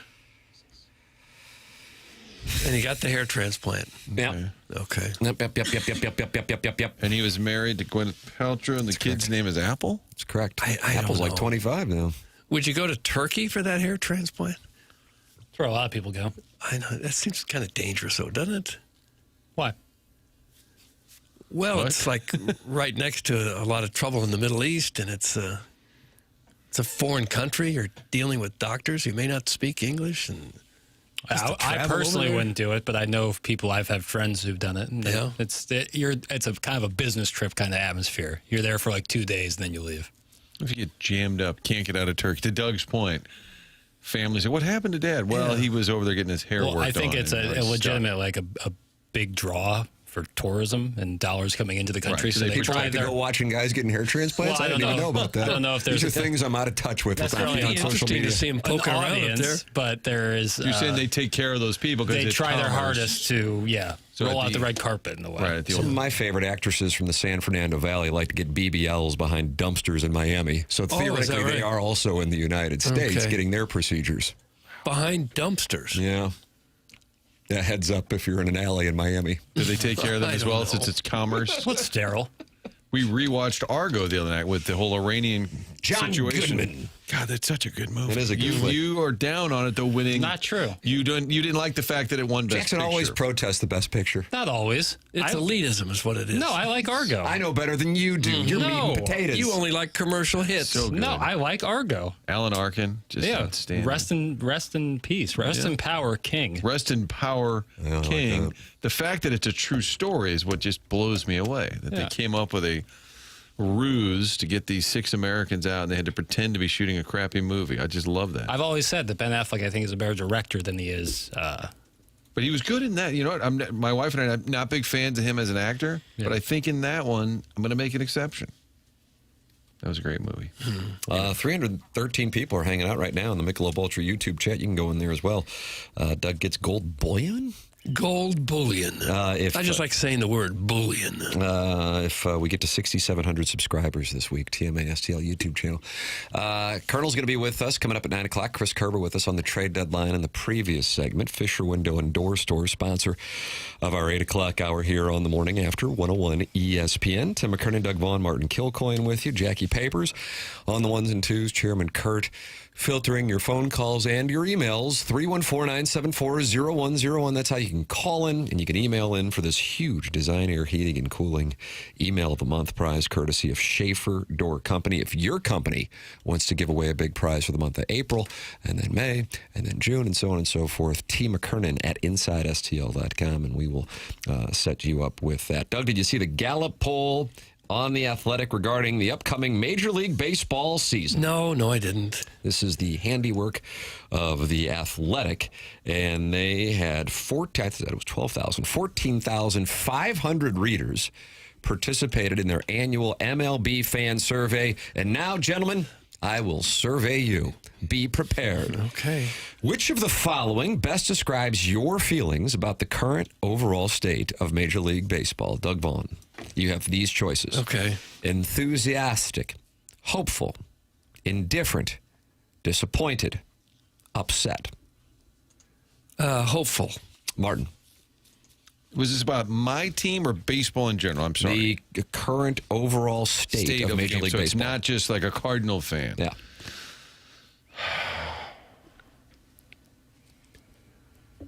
Sure, hopeful, Doug. Why not? Okay, yeah. I'm just hoping they get this. Sure. Little Jackie Papers loved that rascal puff. Somewhere in between hopeful and indifferent, so I'll go hopeful. I will put myself in the hopeful category. If we're in the same set of rules with the same set of circumstances this time next year, which I would be shocked by, I would be in the upset category for the record. How would you rate the job Rob Manfred has done as Major League Baseball's commissioner? Your choices are, it's 1 through 5, 5 being excellent and 1 being poor. And then you can have different degrees, 1 through 5, 5 being excellent, 1 being poor. Doug, one. I know most people don't like him. I would say I'd say about a 3. 3. And it's boring, but I'm also going to say 3 because some of the measures to speed up the game, in spite of some of his bad ideas like the golden at bat, the ghost runner, but some of the speeding up has actually helped, I think. Yeah, that's where They bring in a lot of money, but I think his PR needs a lot of work. He says a lot of dumb things. But I'm going 2. I changed it. Oh, did you really? Okay. Just as a figurehead. Yeah, I go 3. The pace of the game has improved exponentially, I think. So that's a big credit to him. But yeah, some of the comments and his brainstorming sometimes feels a little far-fetched. And then the playoff situation, how they have that rolling right now. Not great, but I do like the pace. I would go with 1. I loathe what they have done with the postseason. I loathe the designated hitter no longer being in the National League. And I do not think he is a strong face for the game of baseball. So that is where I am. I also have to say that 2 of the first things that I cited, I know were not necessarily his doing. But I also don't like that he continues to talk about expanding the playoffs. And I think that just, you're really watering down a 162-game regular season. The Dodgers are back-to-back champs. Are they good or bad for baseball? Good, bad, no opinion. Those are your choices, Doug. I think the fact that they're champs isn't the most important thing because they came within an inch of not being the champs, and then that changes the equation completely. But the fact that they're a dominating team and can grossly overpay in some cases, players that can't go to other teams, and it affects the parity of the league. So I'd say, what are the choices? How was the question worded again? Good for baseball, bad for baseball, no opinion. I think it's bad for baseball. Matt. Big brand winning, kind of probably good internationally. Wow, these questions are tough. I think it's really bad for all the teams that have no chance because of them. Disparity. Oh, Doug made me say it bad. Okay. I have no opinion because I don't think it's like a brand new thing that there's teams that spend way more money than everybody else. Do you want to do your local college basketball rankings where you had Missouri and SLU tied last time? No Still opinion, tied. boy. Still tied. This segment brought to you by Quiche, Lorraine Quiche. It's my honest opinion. I call.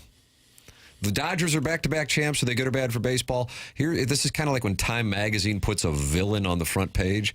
I'd say in that sense, they're good. And furthermore, I think the Tucker signing was the last straw for what I believe will be a forceful change to the game's economics this offseason. At the very least, my hope. So I would say in a roundabout way, they are good for baseball because I believe their existence will lead to a change that will be good for baseball. Is betting on baseball a regular part of your fan experience? Yes or no? No, for me. No. Is it part of my experience? Yes. Yes, I like it is betting as on well. baseball. For the record, only 6.5% of the voters said it is a part of theirs. And by the way, 52% said the Dodgers are bad for baseball. I would have thought that would have been much higher. Yeah, I thought so too. But 16% had no opinion.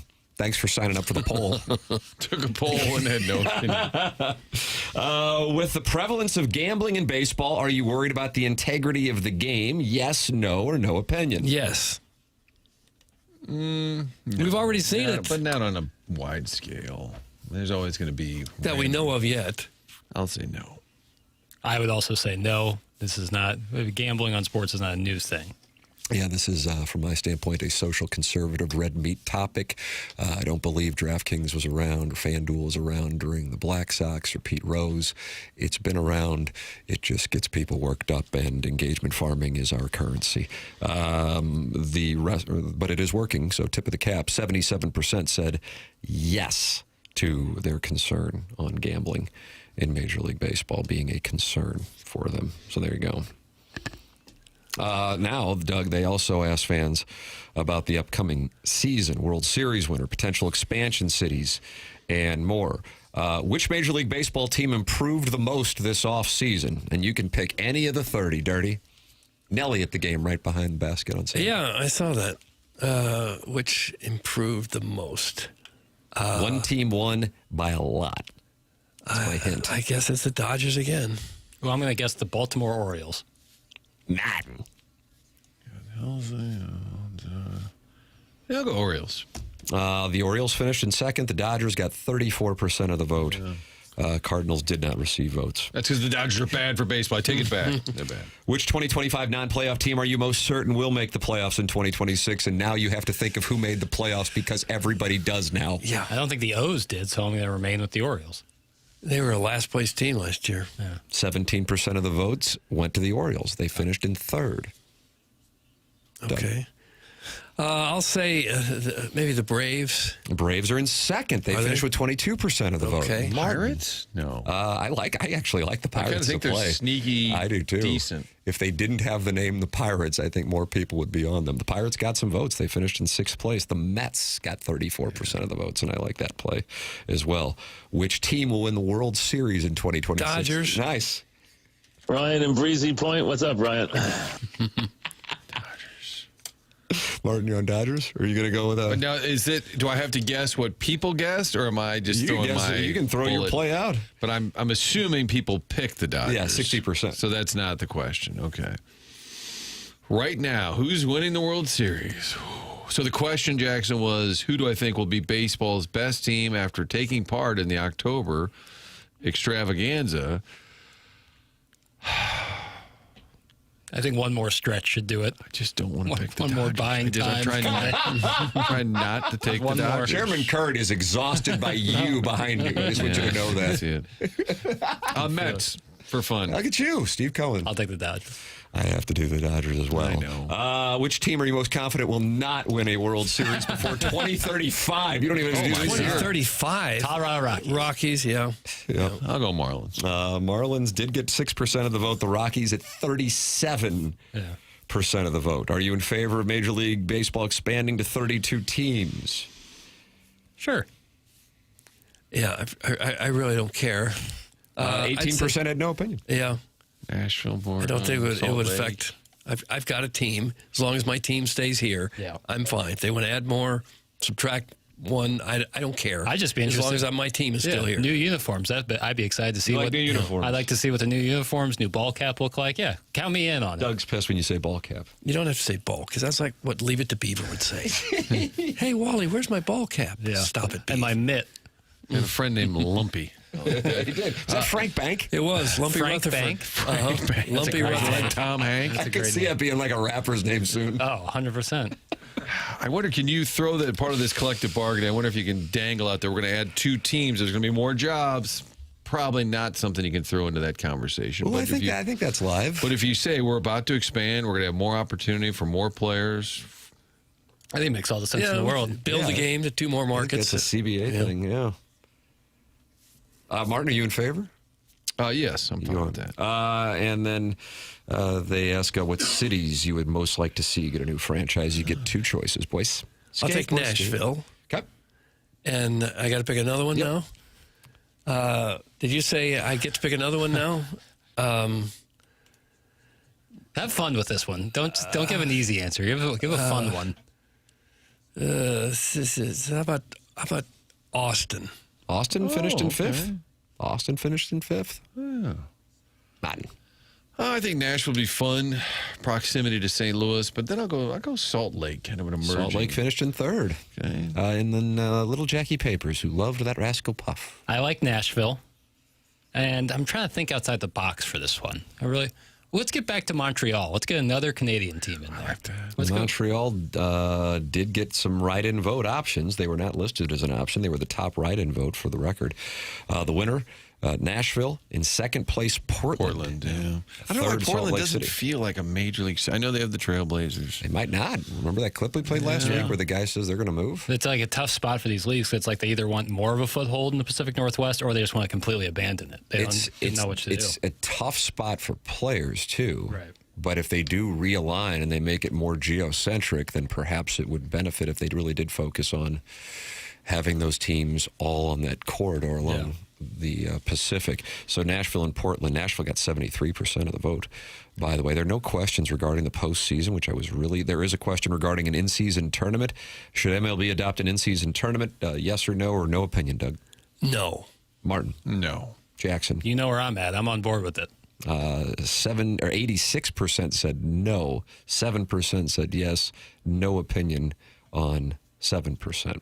Interest in the World Baseball Classic, very interested at 19%, not interested 17%. And then for the most part, everybody was just kind of middle of the road. That, of course, is underway. Yeah. I might watch it in a championship game. Otherwise, I would fall in the not interested category. Colonel's going to join us coming up here. He's brought to you by James Carlton of the Carlton State Farm Insurance Agency.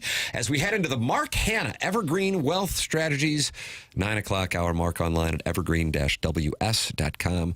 The Colonel is now covering a red-hot college basketball team as they beat the hell out of Mississippi State. They got Oklahoma coming up this week in Norman, and then they host John Calipari in Arkansas on Saturday in Columbia, and then it's off to the SEC tournament where they could very well be a top 4 team in the SEC. This is TMA 101 ESPN.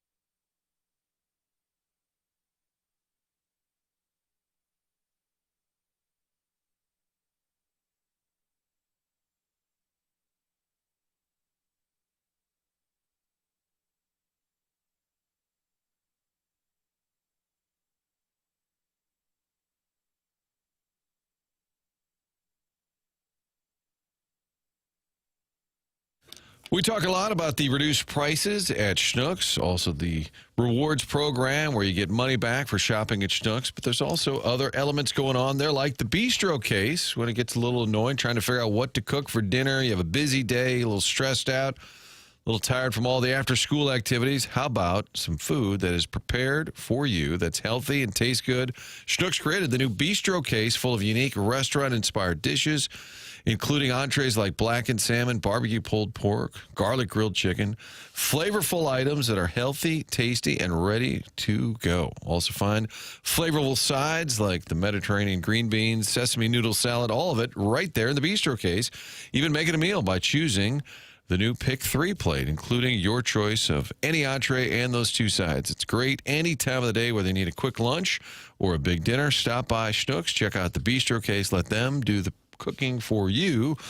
It's tough during the week with the kids in school and all the sports running around. Stop by Schnucks. Stop by the bistro case.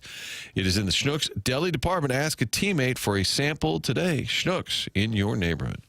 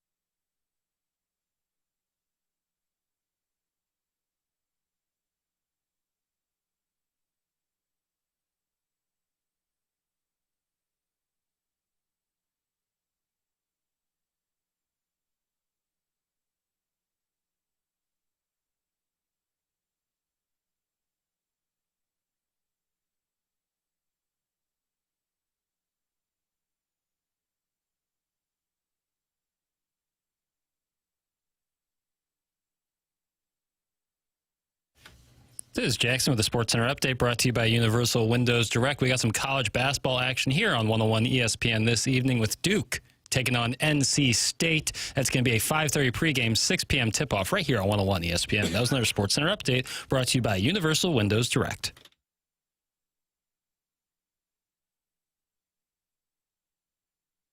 Which I live in, which is called service. It is called service. Surrey is where I live.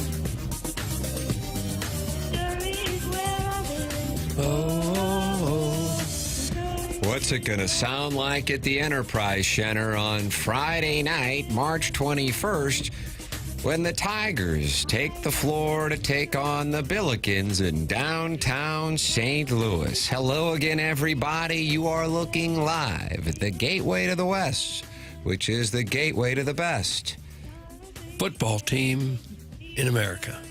Nice. Was that the end of the sentence? Correct. Okay. There you go. Joining us right now to give us his perspective, brought to you by James Carlton of the Carlton State Farm Insurance Agency. Ladies and gentlemen, it's our pleasure to welcome to the Callier and Thompson phone lines here on 101 ESPN, the Colonel Gabriel P. DeArmond. Morning, Colonel. What's up, guys? Are you pissed you didn't drive to Starkville? No, I was comfortable with the decision. It looks like many people in the area of Starkville didn't drive to Starkville. Yeah, there were tens of fans at that game. Listed as 7,500 in the box score. We just looked it up. There's no chance. I maybe closer to 75 than to 75. Well, the dozens of people that were there saw a Missouri team that continues to look a little bit better every time they take the court. Yeah, that was a show in the first half. 31-point lead, I think, and at one point you almost kind of start. I was watching the game with my parents, and my mom said, I kind of feel bad for the Mississippi State guys. I said, I don't know, man. I've covered a lot of bad basketball. I don't feel that bad for them. Let's talk about the big picture here, because what has taken place, and I saw you writing about it, and I had a buddy of mine texting me when we were talking about this in our 7 o'clock hour. Dennis Gates catches a lot of hell, and this isn't going to be like, oh, they beat Mississippi State, so let's do some revisionist history here. It is a bigger picture observation. There have been some developments over the last month that even if you're a critic of his, I don't know how you couldn't credit him for. What's going on with T.O. Barrett in a necessity spot there with Ant Robinson having the year that he was having at the outset. Now he's risen his game a little bit, is of note. And then in addition, what's going on with the 7'5" Trent Burns? I mean, that's gone from a liability to a potential asset. I mean, this is a hell of a situation going on. And it looked like they probably weren't going to be a tournament team, and now it looks like it's all but assured that they're a tournament team. Again, I don't want to sit here and go, okay, this guy's coach of the year or anything like that. I do think, though, when somebody makes progress and a team makes progress, that you have to call it how you see it. And I think that's what's going on here with Gates of Missouri. Yeah, and I mean, they're better at defense than they've ever been in his 4 years. They're better at rebounding than they've ever been in his 4 years. And I know you can pick out, like, they give up 20 offensive rebounds to Tennessee, and that was oh my gosh, how can this happen?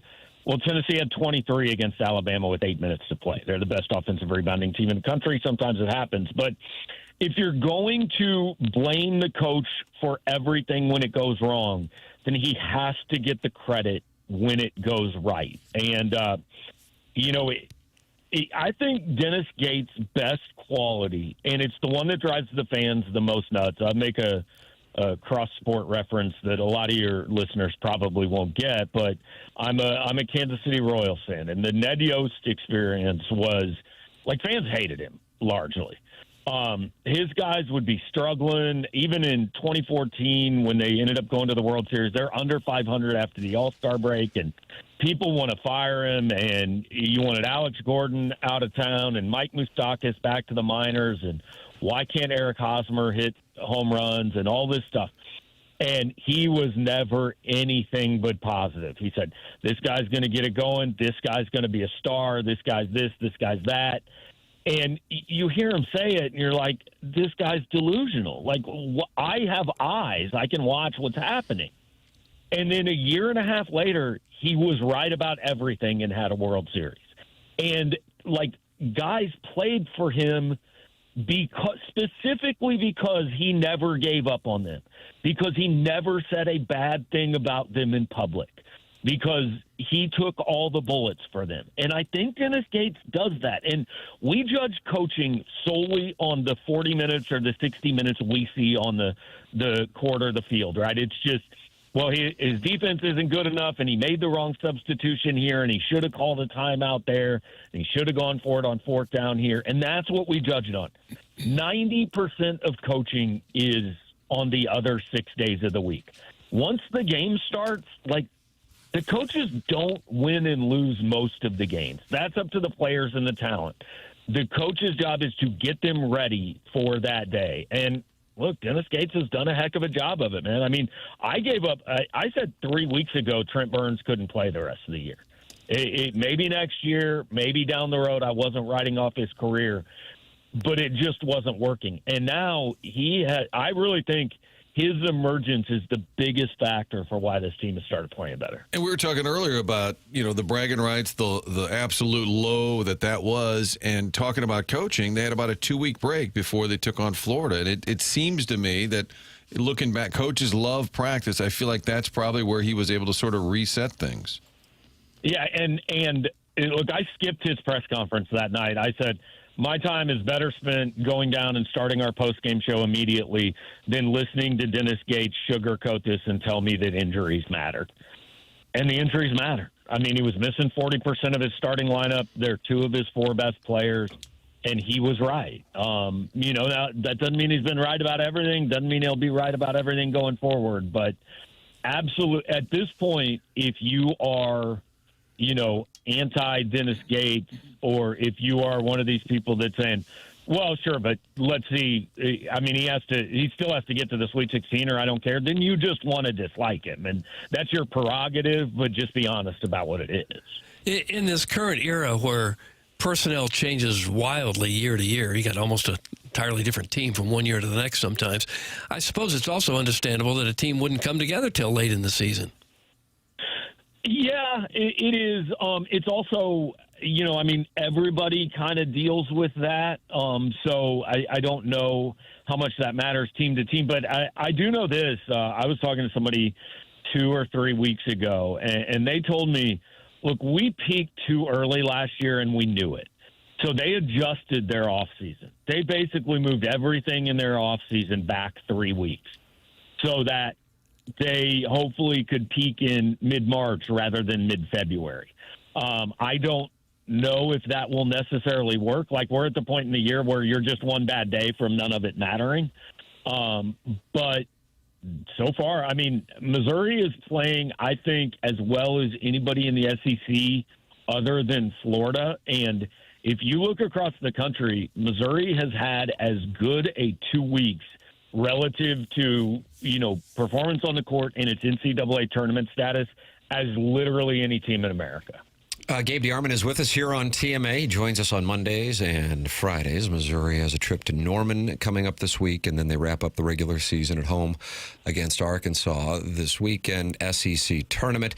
And, Colonel, you were doing a breakdown on Power Mizzou over the weekend of what it would look like for Missouri to be one of the top 4 teams in the SEC, and that certainly looks like that has a real possibility, if not probability, of happening. How about this analogy, Doug? See if you agree with this, Colonel. See what you think. Mizzou, to me, is like an unfaithful wife. You take her back and love her again after multiple affairs, and you see Illinois and Bama and Auburn and Kansas with her. You love her, and you want to open your heart to her again, but no, the moment you do, she'll bang the pool boy and break your heart again. That's who's the pool boy, you think? Is that like an 11 seed? I don't know. Yeah. That was my first question, is who's the pool boy in this? Like it matters? Well, I mean, it does a little bit. Yeah, maybe the pool boy ends up being the Butler team that went to the Final Four. You can kind of accept that. He was better than you are. For heaven's sake. Like if it's Danny Hurley, you go, okay, I get it. But then right, when if it's Drake, Norfolk State that gets run off the court by Florida the next week, well, I'm better than Norfolk State. Think about the pool boy, Doug. Look, I'm not thinking about any pool boys. Gosh, I hadn't even thought about it in those terms yet. Maybe I should Well, now start. you will. Okay, Yeah, I guess you I will. You can think about it in other terms. Colonel, what do you think the likelihood is that they finish in the top 4 in the SEC? I mean, if they go 2-0, Done. they're third. It's done. 1-1 is possible.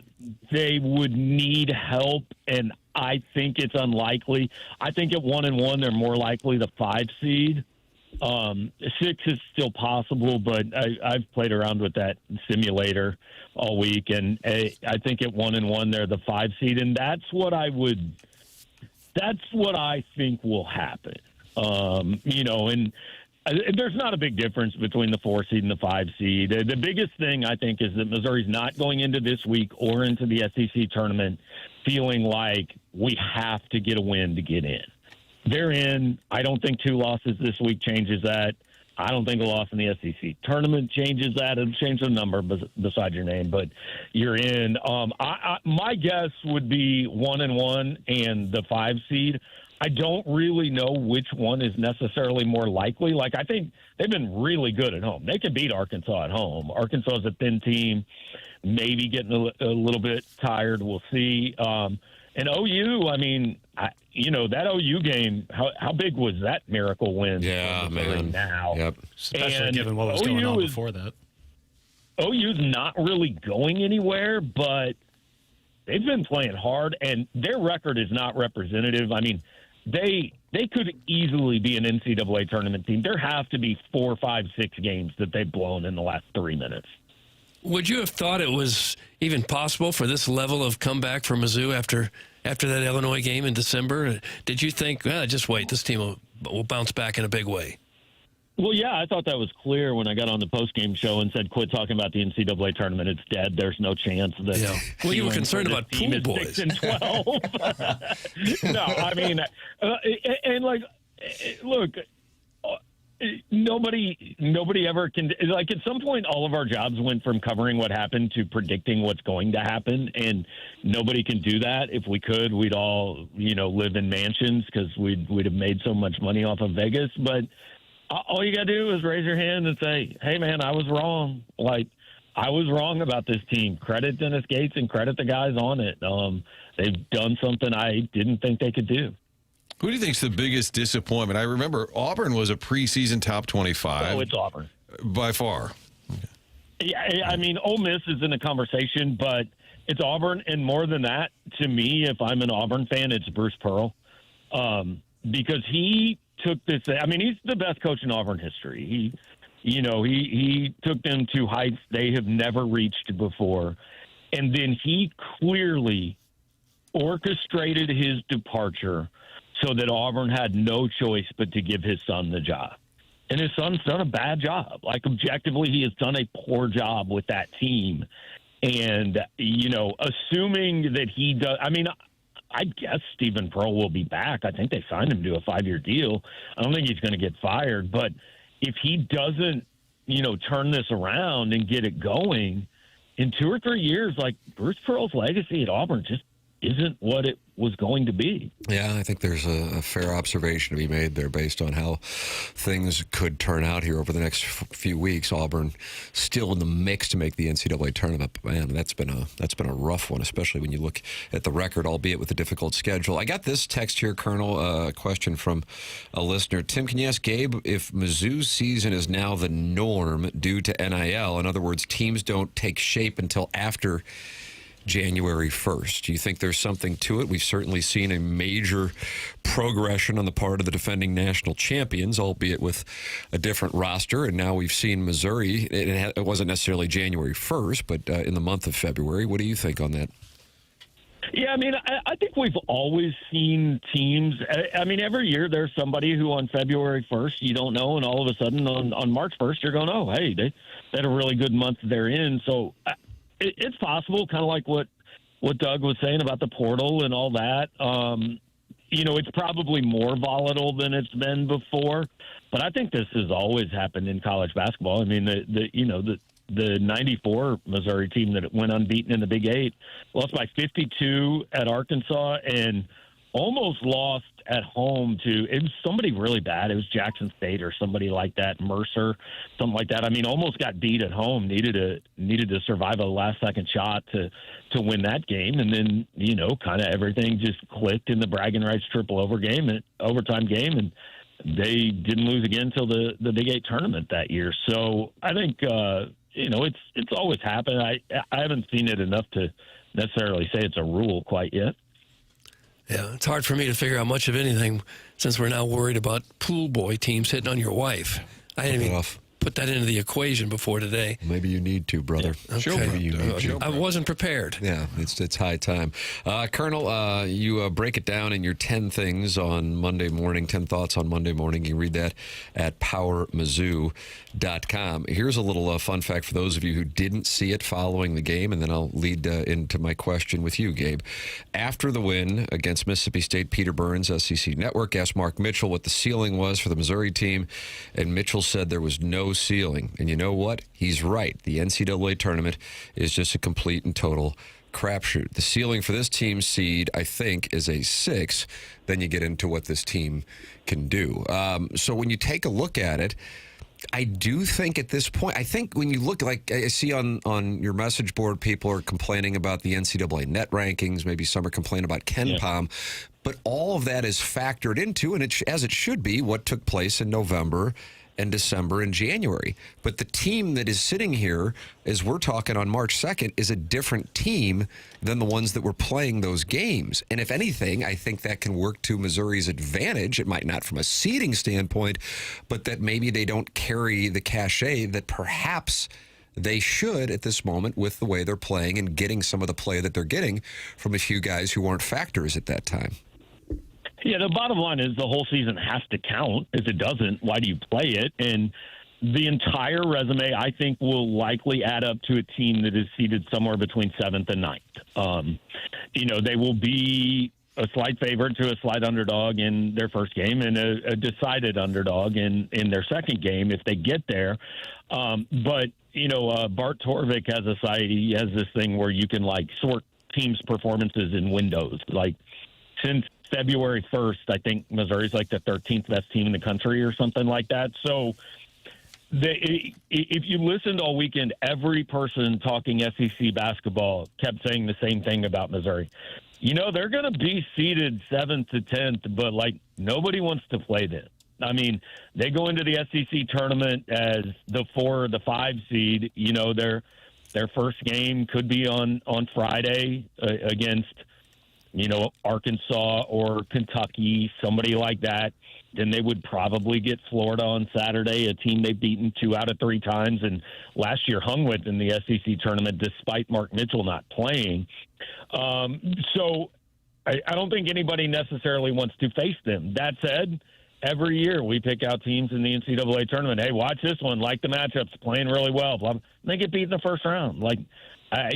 So I think the ceiling for a seed is a 6. I think that would take Missouri winning 2 this week and at least making the SEC final. I think the realistic ceiling for performance is probably Sweet 16. But the thing about the NCAA tournament is once you get to the Sweet 16, hey, man, you're a good team. You don't have to be a better team than the team you play. You just have to be a better team that day. So, once you get to that point, everybody's got a shot.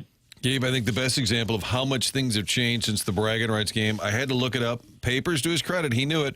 Leading scorer for Mizzou in that Illinois loss was Sebastian Mack. Wow. That's wild. It's telling. I assume most of that happened in the second half, by which point I was typing and not paying any attention to the game. But, yeah, again, it's seasons evolve, and credit Gates. And credit the guys, too, because, it would have been easy for Trent Burns to kind of mail it in practice or for Ant Robinson to kind of quit on this team and look to transfer and all that. And he could still end up transferring, obviously, but he's clearly still bought in. So, yeah, it's you go back. I think even more than the Illinois game, you go back to Valentine's Day against Texas. And yeah. There were a lot of people that wanted Dennis Gates gone that night for the second half performance. So yeah, that was quick. That was a disappointing one, following up the surprising win, against A&M, right, in College Station, and then you had that disappointment in the second half against Texas. And like you said in your column, you can take it back to take your pick: the SEMO near-death experience, or Notre Dame, or of course the blowouts against Kansas and Illinois. The difference here is that it is a different team now. And I'm telling Trent Burns, I was like, this is a joke when I was watching him against Illinois, and now he's a force. It just changes things when you have a 7'5" guy who's actually a force. I'm intrigued. And overall, I just say this: I didn't like watching them play. I did because it's part of my job, and I went to school there. But I didn't enjoy watching them play, and I'm enjoying watching them play now as well. You'll get a chance to see it tomorrow in Norman, Saturday in Columbia. That's an 11 o'clock start, and then the SEC tournament. We'll see what happens with regard to where they will be going for the NCAA tournament. Gabe DeArmond will be covering it along with Drew King on PowerMizzou.com. Gabe brought to you by James Carlton. Thank you, Colonel. Appreciate you guys. Have a good one. There he is. That's Gabe DeArmond, PowerMizzou.com. How you feeling, Papers? I mean, this is your squad. You getting ready to do some live streaming? I can't wait to watch. Yeah, for the tournament. I would say, in terms of the positive developments, the two biggest positive developments have obviously been T.O. Barrett's emergence and then Trent Burns as of late. I would somewhat curb your enthusiasm a touch on Trent Burns, just a little bit. I still want to see more out of him against a really quality big man, because like Mississippi State game is great for him to be, effective, but they don't got much. So I'm still a little weary on Trent Burns' potential, but hopeful as hell. And then I think the T.O. Barrett development, you saw it last year where he has the raw ability. He just needed to kind of calm down a little bit and find his game, and he's found it to a major extent. He's one of the toughest finishers at his size, his ability to get to the rack. He's becoming more calm as a point guard. I love it. There it is. That is Missouri coverage brought to you by James Carlton. Is he coming in studio, Papers? Yeah. We've got the Design Air Heating and Cooling email today coming up here at 9:45. Send yours in. Chairman, how are the emails? You got it coming up in 15 minutes on this Polos Plus dossier. I think people are still trying to find their footing a little bit. Oh, no, Doug. Oh, no. Maybe it was the loss to the Pirates yesterday. That hurt.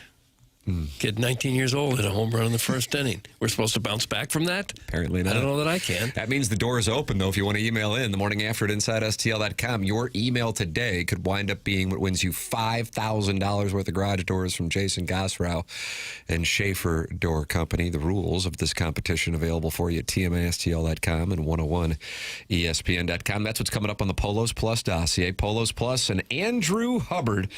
And he is working on the TMASTL shop as we speak, as we are getting ready to unveil some stuff with Polos Plus. Running a business is hard enough. Getting premium branded gear for your business shouldn't be, and that's why Polos Plus exists. Polos Plus is locally owned and operated by Corey Lawson, with longtime TMA listener and supporter Andrew Hubbard running the sales and marketing side. Corey and his family have been serving the local community since '95, and Polos Plus is different because they offer these high caliber brands like Carhartt, Travis Mathew, Nike, Under Armour, and the list goes on and on to put your company's logo on and give to your people. Polos Plus offers more than just polos. They also offer jackets, quarter zips, hats, beanies, you name it, they have it. Here's the difference. The big guys don't really care about the entrepreneur, the local business owner. They want massive corporate orders, and Polos Plus is built for guys like Doug, business owners grinding every day, trying to get exposure and grow their brand. Right. That's where I am right now. That's what the copy And I got to says. hurry up, too. My time is short. But don't you want to grow your brand? I do, and that's why I gotta put it on fast forward now. Well, we got that whole new model where you're going to go in and take a bite out of people's food. That could be the brand. Yeah, I don't mind that. I'd watch that, actually. Go to polosplus.com and take 10% off with the promo code TMA. All you got to do is upload your logo. It couldn't be any easier. If you have any questions, you want to talk to Andrew Hubbard directly, email him at andrew@polosplus.com. That's polosplus.com. Promo code TMA. The program is called TMA, and it's presented by Brown & Crouppen. Mark Hanna, Evergreen Wealth Strategies, 9 o'clock hour on 101 ESPN and the TMA STL YouTube channel.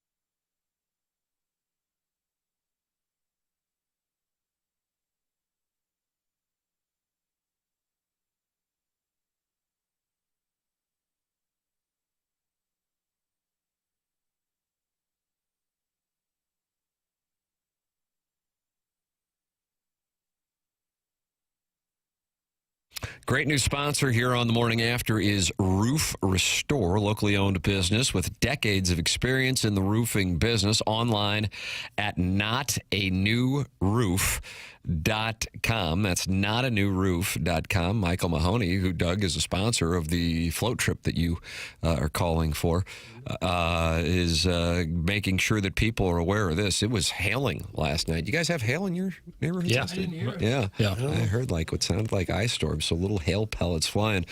Roof Restore will help your roof perform better to better protect your home in a hailstorm. So what they do, they increase shingle flexibility and granule adhesion, so you can protect your roof from spring storms by calling Roof Restore for a free, no obligation inspection. How would you call Roof Restore? I got the phone number for you, 314-279-ROOF. That's 314-279-ROOF, or go online at notanewroof.com.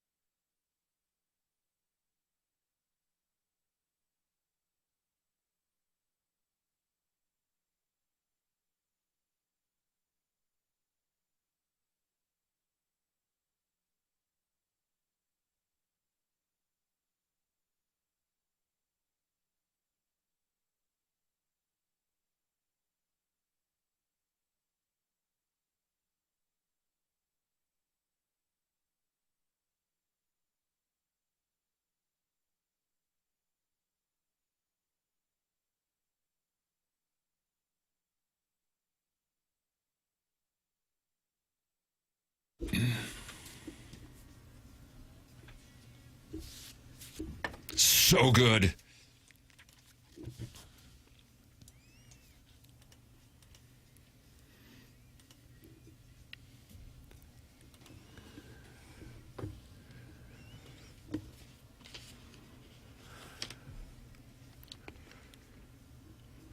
What we got going on here, Rivers? Luke Combs' birthday. Oh, 37. Wow. That's a great number. I don't know which direction to go with it. I'm going to go under. Martin? 39. Today's his 36th birthday. Oh. Boy, that's just like that Robbie Avila 3 that got me over. It's good to see him getting that stroke back. God, gonna need him. Gonna need the big man. I'm telling you. Yeah, you Can't only 2 points at the half there, Martin. And then went off in the second half. You know, we were. I think this might have been in Predictionary, whether or not the bad man would get the start, and he did not start. And But he got in real early, though. He did. And McCautry was riding pine. Josh Schertz after the game said that was not some kind of doghouse thing like that. But outside of what was a sick alley-oop, Thames didn't have a great game, so he had 2 really good games. Best player on the floor games against VCU and Dayton. That didn't happen. Avila got it going on Saturday. But once again, the Billikens with a slow start. Here is Josh Schertz on the team mounting a Sunday charge on a Saturday in the second half. The second half adjustment thing's a little overrated, but I will say that my halftime speeches are maybe the best in the world, and that's what's happening. And my pregame speeches stink. But halftime, I mean, you got guys crying in there. I mean, they're so emotional. They're so excited and motivated. Guys are tearing up. I mean, they're ready to tear the doors off to run out for the second half. So, no. You know, I think, look, if you're going to be – the goal would be to be a 2-half team. If you're going to be one of the halves, you would want to be the second because it gives you the best chance to win.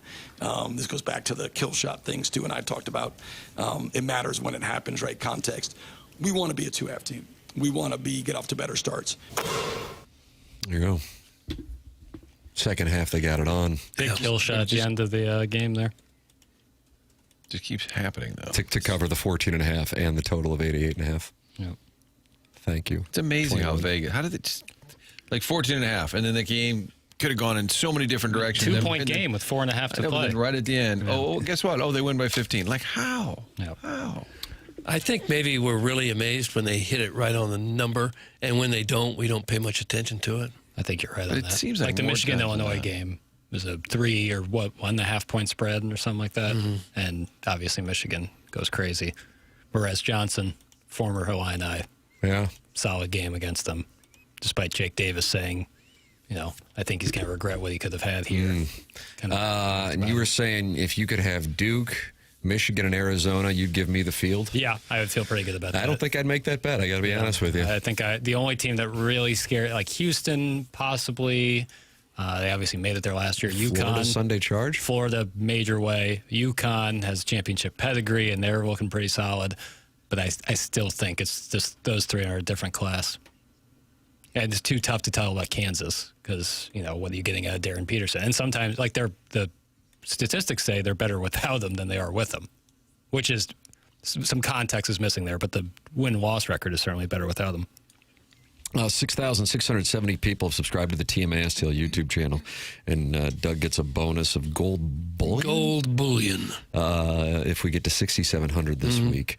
304 in there talking it over right now, and they're saying, I'm handling it better than Papers, but I don't know what I'm handling better. Oh, Piddle's height jealousy? You have height jealousy? Mm-mm. I wouldn't think so. I mean, I was if just you're, talking if about 6'1", who are you jealous of? I guess because I said, like, let's be a little bit more. We can be optimistic, but I think Trent Burns, like, I still want to see more out of him as a 7'5" player. So I guess that would be. That's a bad comment if we're just being honest. What's your comment? No, the comment saying that I'm height jealous because that makes no sense. But you know, I just I would say I would still like to see a little bit more, and the shot selection too. You know, if he has that in his bag, 15-foot jump hooks, I just don't know if that will last. Well, even if he's not the best big man on the floor, at least he still gives them a different dimension that they didn't have before. And defensively, he's been really, that's what's got me most excited. That's the thing, yes. I mean, did that stand out to you in the Illinois game? Oh, how bad he was? Yes. Yes, he looked like he was. Looked like a baby deer. Yes, yeah.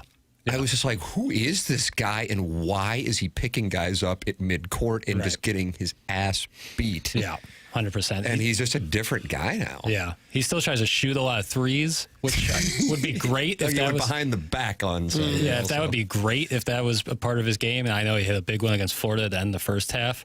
but maybe just stick around. He could be a better rebounder, maybe, but defensively, both getting steals and getting blocks, he's been really good. Put your money on Arkansas to make the Final Four. You heard it here first, Doug. That's from your mom's sanitational engineer. I'm not going to put Arkansas in the Final Four. They probably got the SEC Player of the Year on their team. I think Gabe was really high last week on them. Remember? Yeah, they're really good and obviously very well coached. Florida is just maybe in a different category, as we've seen recently. We got that Design Air Heating and Cooling email of the day.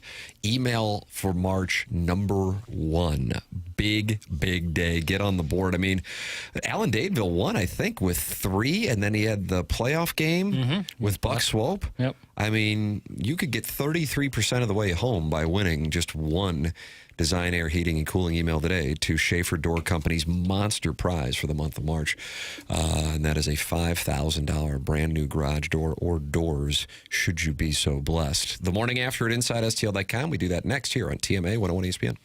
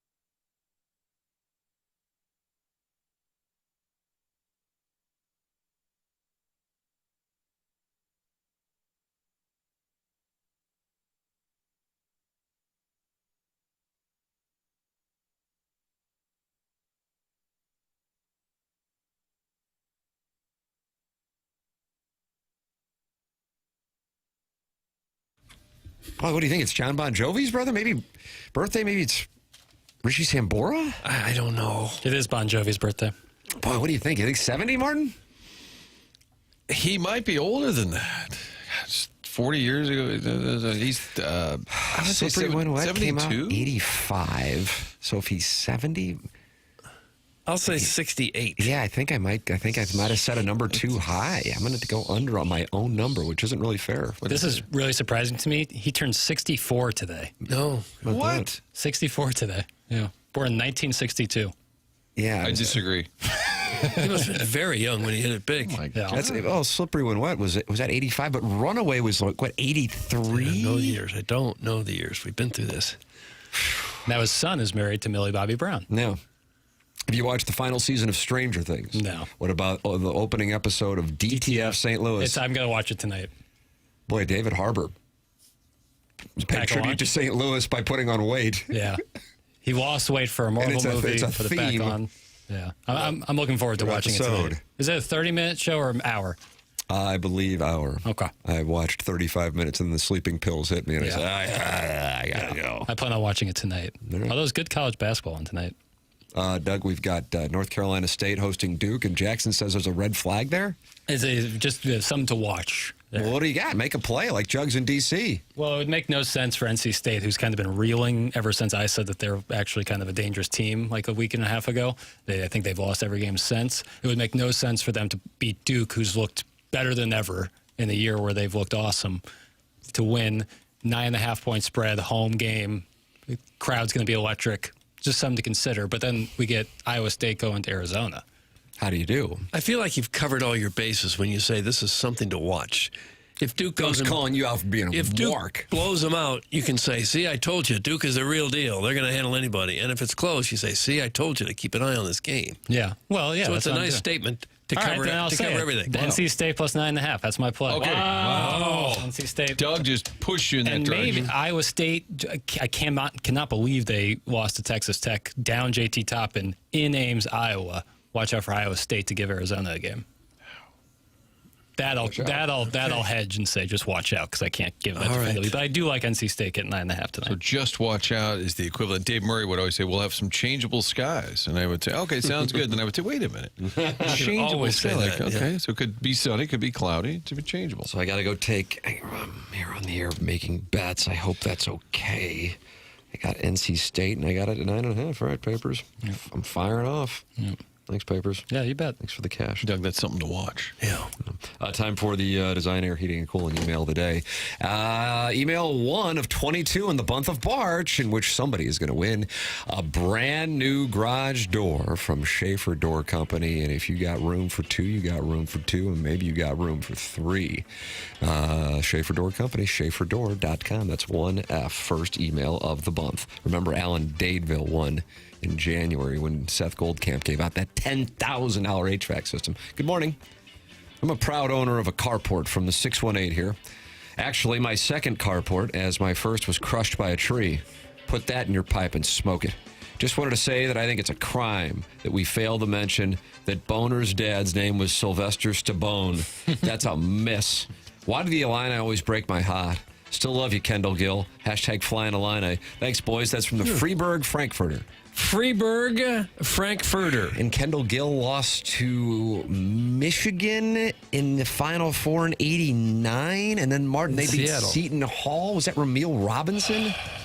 Yeah, and then Andrew Gaze, and that was PJ Carlissimo, another coach who has the scratchy voice, Doug, but he got choked, but that was later. Who choked him? Sprewell. Yeah, Sprewell. And then the cat named his dog. Sprewell. Because he loved the Knicks so much. Yeah. A nice win against Victor yesterday, Jackson. Yeah, big W for the Knicks. Doug and Jackson not wanting to go on a float trip. Cry me a river. Jack B, you need to stop rooming with Doug on trips. He's starting to rub off on you.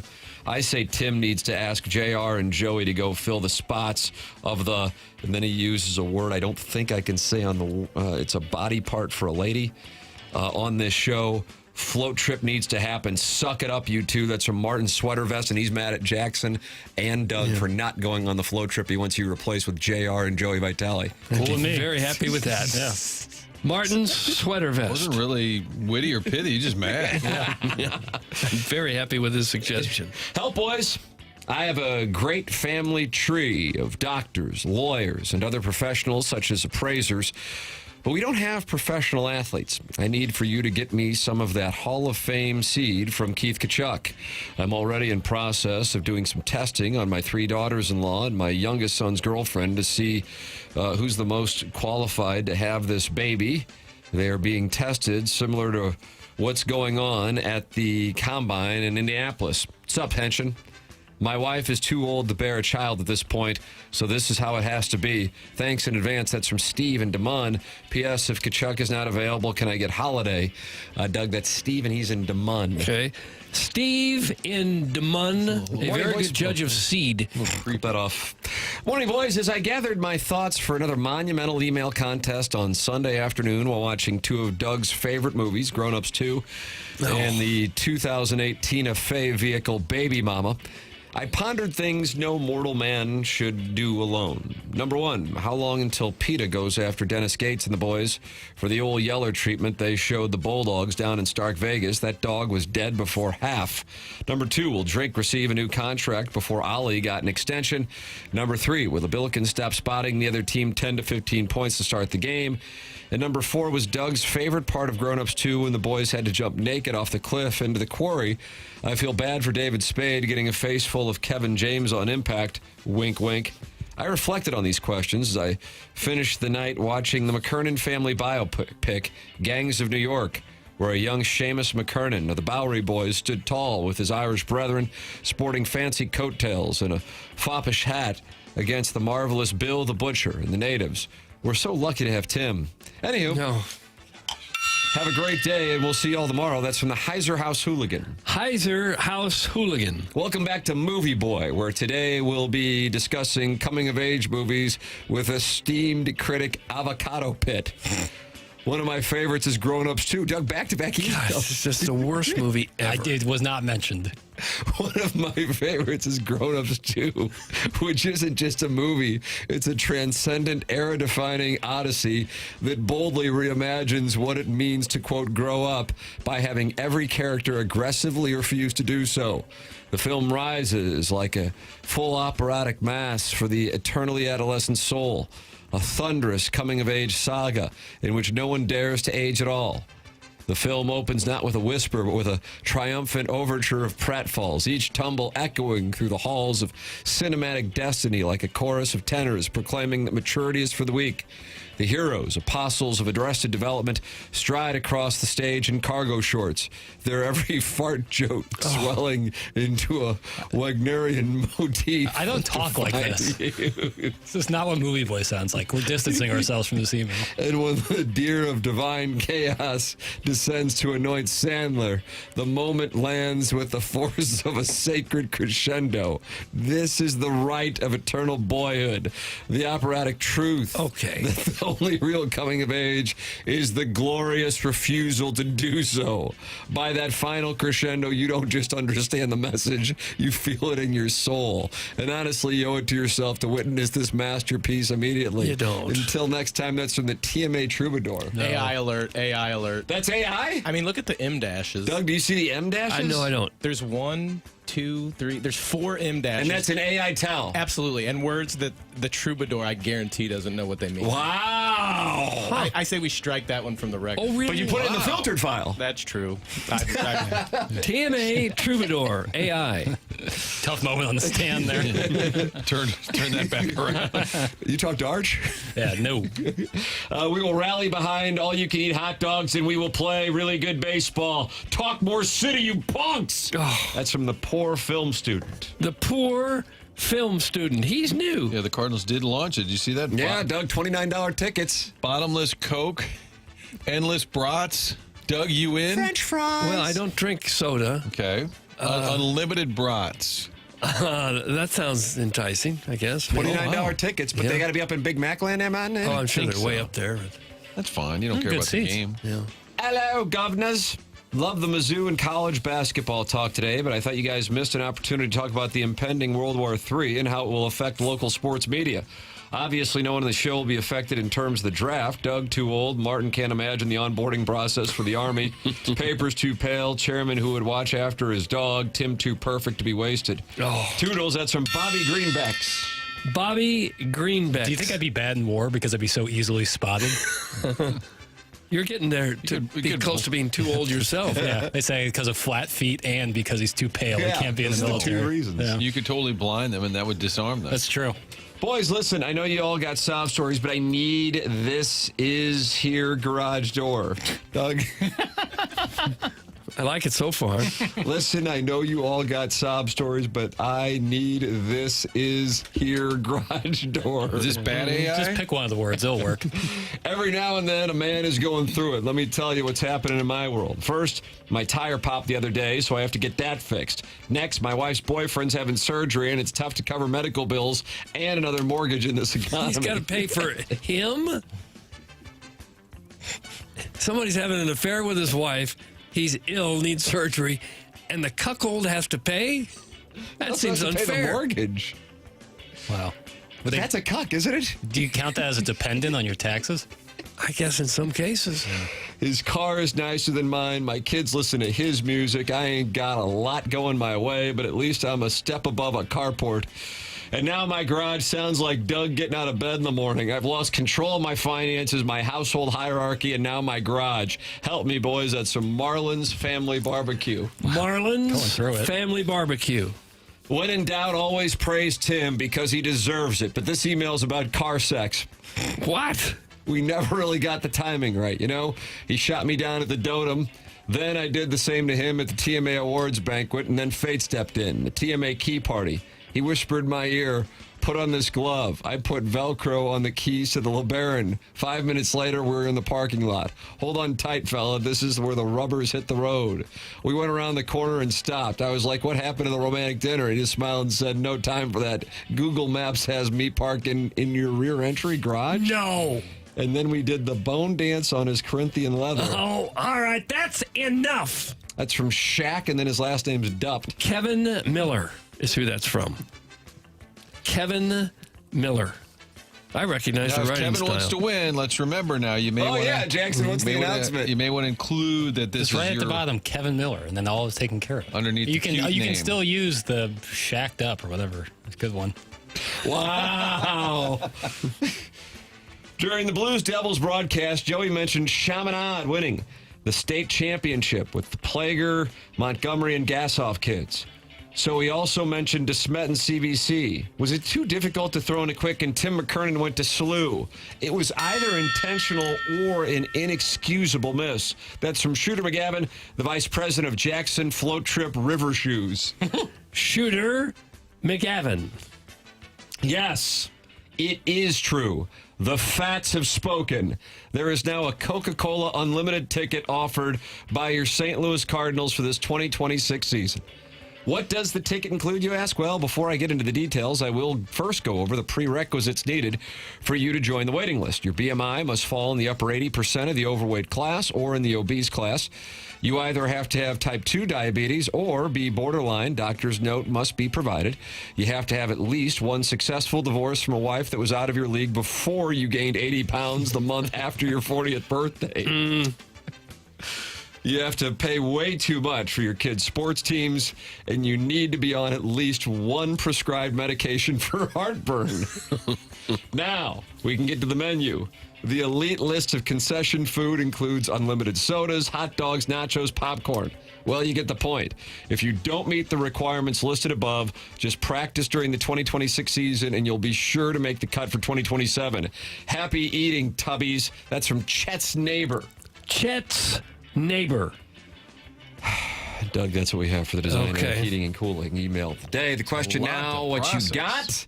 We will vote and announce who got the first win in the month of March and head towards that Schaefer Door Company garage door, which we will hand out at the end of the month of March. 22 emails in the month of March here on TSN. We are heading into the 10 o'clock hour, which is presented to you by Design Air Heating and Cooling. And we welcome you to participate on a wide variety of ways. Texting in 314-399-9646, opening up your YouTube app, type in TMA STL, and joining 284 friends who are in the Michelob Ultra YouTube chat right now as we speak. And that includes the TMA Remote Lamp, who's talking to the JCPenney chat support, and Walrus King and old Doug's Little River Birch. They're in there talking. And they're saying they're starting a GoFundMe for a turkey trip for Papers. Would you take that if they got like $25K together for you to? No. Oh, I'm working with Healthcare Evolution. I'm doing some other stuff to help my hair out. I'm running the full court press. Look at this guy. Domestic. Full court press. The great James Carlton's going to be in studio. He always has wonderful questions he provides, stimulating questions. That's coming up in the 10 o'clock hour. The program's called TMA. It's presented by Brown & Crouppen on 101 ESPN.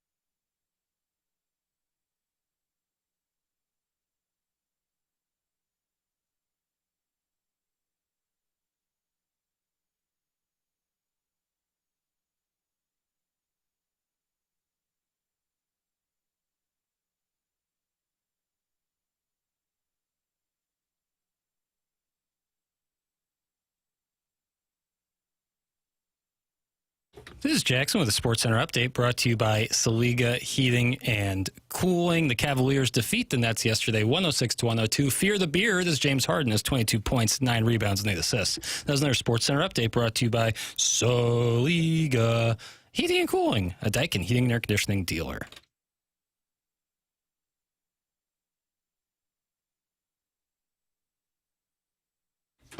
Welcome back. It is the Design Air Heating and Cooling 10 o'clock hour here on the Morning After. The Morning After presented to you by Brown and Crouppen as we broadcast from the Stiefel Studios. Tim McKernan, Doug Vaughn, Martin head-to-head to onboarding. They finally gave him a ballpark number on how long that's going to take, and it's about 4 years of onboarding. He's getting tired of it, too, for sure. 4 years of onboarding. Jackie Papers is on the ones and twos. Coming up on the Polos Plus dossier, we will have the winner of day one of the Design Air Heating and Cooling email of the day for this big Schaefer door company policy, our garage door, and maybe James Carlton's in studio. You can give away free insurance for 25 years, I guess, for a prize for April. Might be a career killer, but let's give it a shot. Let's give it a shot. But I have supporting the sponsors here. Yes. I have a garage door from Schaefer Door. Oh, is that right? Circa 2024. Doug, the TMA business advertiser ecosystem. Look at my little quarter zip. And it's a Polos Plus little quarter Polos zip. Plus quarter zip going today. Real sharp. Yep. They have great products. Yes, they really do. Yes, I'm a big fan because I've gone the swag route before, and it's a little underwhelming at times. But this one is Jackson, choice. You just took a shot right there for your work. Oh, and when it was out of your apartment, was that you or was that Plowsy? Gangster Pete and Jackson's parents' house. Yeah, when I took over the gig in 2020, Gangster Pete, before he left, gave me boxes upon boxes of stuff, and then it populated my parents' garage for a long time. And I'm not talking about that stuff. That team, I still have some of that teammate stuff too. It's great. I'm just saying this. It's quality materials. Like I will wear it. Yeah, it's great brands. It's really Polos Plus has been a real revelation. Tip of the cap to them. James, what's going on with you, brother? I don't know if I'm going to be much good to you. Let's thank you. No, you know what? You know what? I got something for you. I'm always down on myself for not being a great dad. Do you remember Whitey Herzog? I think did something with Ozzie Smith when he first came over from San Diego. Like, hey, every time you hit it on the ground, I'll give you $1, and every time you hit it in the air, you owe me $1. Right. Yeah. Is there something like that? Do you remember that? Yeah. All right. So my kids, they get this from me. Not the toughest of the bunch. We're going to ice skating lessons, and they had done this in the past, and they weren't too excited about it because they kept falling. And I told them, hey, every time you fall, I'm going to give you $1. And every time they'd fall, they'd have the big smile on their face, looking up at me in the stands, giving me a thumbs up. Look at this. And so they're not really keeping count. I think you did it the wrong way. It should be every time you get around a lap without falling, I give you $1. We'll work on that, Doug. Okay. But hey, I got through this first session. All right. And they probably fell like 9 or 12 times. I hope they're not listening. They should be in school. But I just told them $5 each. Because I capped it at 5 falls. But yeah, heck yeah. So they're on their way to probably in the NHL. But is that right? Congratulations. But if they be fun, if they learn to skate well, then the money's going to run out. Yeah, I mean that deal is only going to go for the first few weeks until they got their feet under them. But I like it. Gives them confidence. Yes. That hey, skate hard. Let's really go out there. And worst case, you fall, you make $1. Yep. Okay. I like what you're doing. I'm open to any parenting tips. I know Tim said he wasn't. I am. I actually did solicit one from Doug, who I consider to be the Yoda of parenting. Correct. I don't know about that. I really do. During a commercial break, either Thursday or Friday, Papers witnessed the line of questioning. Mm-hmm. Well, this weekend, I'm going to ask my son for a bite of his burger. That's what I'm going to do. Yeah, you got to just go in there and just take a bite. I find Shake. It's really easy to parent other people's kids. Yeah. It's always easy to have the right answer to fix theirs. But when it comes to yours, it's not so cut and dry. Because it's so easy. Practical and not emotional. Yeah. But let's think. Outside of that, you're getting ready to travel with the Tigers to Buffalo for the first round. Oh, you're really? Is that where Lenardi's got him going? I mean, hey, it'd be wonderful if they're in What a St. spring Louis. break that would be. Well, I mean, I'm going to be down in Jupiter again, and if there is activity in Tampa, we were looking it up last night. Traveling across the state for a day, I would do the Doty route. The Doty, that's exactly right. The Doty Road. Yes, the Doty Road. I would drive across the state because we're going to be down there for like 11 days. So yeah, my older son, was legitimately upset when he's like, "This is the last Billiken game we're going to go to." Oh. He fell in love with the Billikens, and this is a guy who got to experience Wichita last year from Missouri and Drake. This is your older son. Yes. So the younger son's obsessed with Mizzou football? Yes, he wears a Tiger jersey every single day. He is no longer Aiden. He is Aiden the Tiger. Jackson could not be more delighted. Jackson's Really applauding proud. into the microphone. I'm really proud. And every night we play football. He is the Tigers. My apparently older son is the Roll Tides, as he calls them. And I am not the Gamecocks. I am the Bangcocks. And this is every night I get my ass kicked by this guy before going to bed. That's what goes on in my house. Love it. Used to be solicitation of threesomes. Now I'm getting my ass kicked by a 4-year-old, and I'm a Bangkok. One night in Bangkok, was that Murray Head? I don't know. Jackson, that could be return music. Yeah. One night in Bangkok. I think it might be running into a situation that he wasn't expecting with a ween while soliciting prostitution. yeah. We ought to look into that. That'd be a fun podcast. It's like a 2-2 changeup. You know, you just gotta. Whoa, yeah, that's what happened to Beltran in 06. Yeah, you Whoa, I sniff didn't it out expect that. sometimes. You Yeah. take the strikeout and you go home. That's what you do. Yeah, probably go down swinging. No, you don't even swing. Whatever you call it, ump, I'm leaving. Yeah, this Tiger Bunch, 2002, didn't see it coming. Yeah. And then Elite Eight, and if you hit your free throws in March, you beat Jabari Brown and Kelvin Sampson, and you go to the Final Four, and you take on Juan Dixon and Gary Williams in Maryland? Or do you take on Mike Davis in Indiana? Indiana. That actually might be their Achilles heel is free throws. Although they did shoot well from the line on Saturday, I Mark believe. Mitchell has gotten considerably better from the line. And I've never seen anybody better getting to the line than him. Yeah, I mean, that's undeniable. I'm shocked when they don't blow the whistle anytime he puts up a shot. He draws fouls like crazy. Warson Woods Wacko, see, this is what happens. You start talking about your children, and then you get parenting tips. I'll and now take it. This is what you got. Maybe motivate them by saying, if you effing fall once, I'm going to beat your ass in front of your friends. There you go. That usually works. That's from the Warson Woods Wacko. Okay, a little fear. I like it. Yep. I'm always surprised when guys struggle, going back to the free throw line, struggle at the free throw line. I mean, these are guys that have played basketball probably almost every day since they were kids. Highly athletic, very good basketball players in any sense of the word, and struggle from 15 feet with nobody guarding them and still can't hit a very high percentage. Some even have awkward shots. And I said, what's happened to Guys you? try to aim and How could that be? It's the rarest thing in sports where from the time you start playing on a 10-foot basket, which is like 10 years old, the shot doesn't change even at the highest level. It's still a 15-foot shot on a 10-foot rim with no one guarding you. There's nothing else like it in sports. There's nothing else where there's no extra variable. You can say the crowd, but that doesn't. I wouldn't consider that a variable. Well, pressure is a variable. Oh, But there's pressure when you're playing when you're 10 years old, you know? There's pressure on free throws. It's the same exact shot. Even like a penalty shot in hockey or soccer, the goalie is the factor. There is no other factor. Or variable, I should say. Like when Cruz came in 2 games ago, he hadn't played or taken a shot practically all game, and he was at the line with the game on the line, completely cold. I could see that being challenging, no matter how long you've been playing basketball. It's a mental thing, yeah. It is so mental. You notice, I mean, they really got a situation at St. Louis University with Thames and McCautry for that matter. But in the first half, Doug, you were there, so you were watching. I'm not expecting Jackson. I hope you weren't home watching it on a Saturday night. I was not. Yeah, good for you. I mean, you shouldn't be. 27-year-old single. You know this guy's only 27, though, for another 11 days, right? Mm-hmm. No. We got a big birthday gala coming up. Oh, you were gonna painting have it Ella down Reese on red? for you. Yeah, Ella Reese has joined the show. Okay. But Thames, when he falls forward, he misses, and he hits like a line drive on the low side of the front end of the rim. Yeah, it's a bad shot. But if he can keep his feet planted, and it's obviously mental, because as you said, it's not like anybody's guarding him. It's a free throw.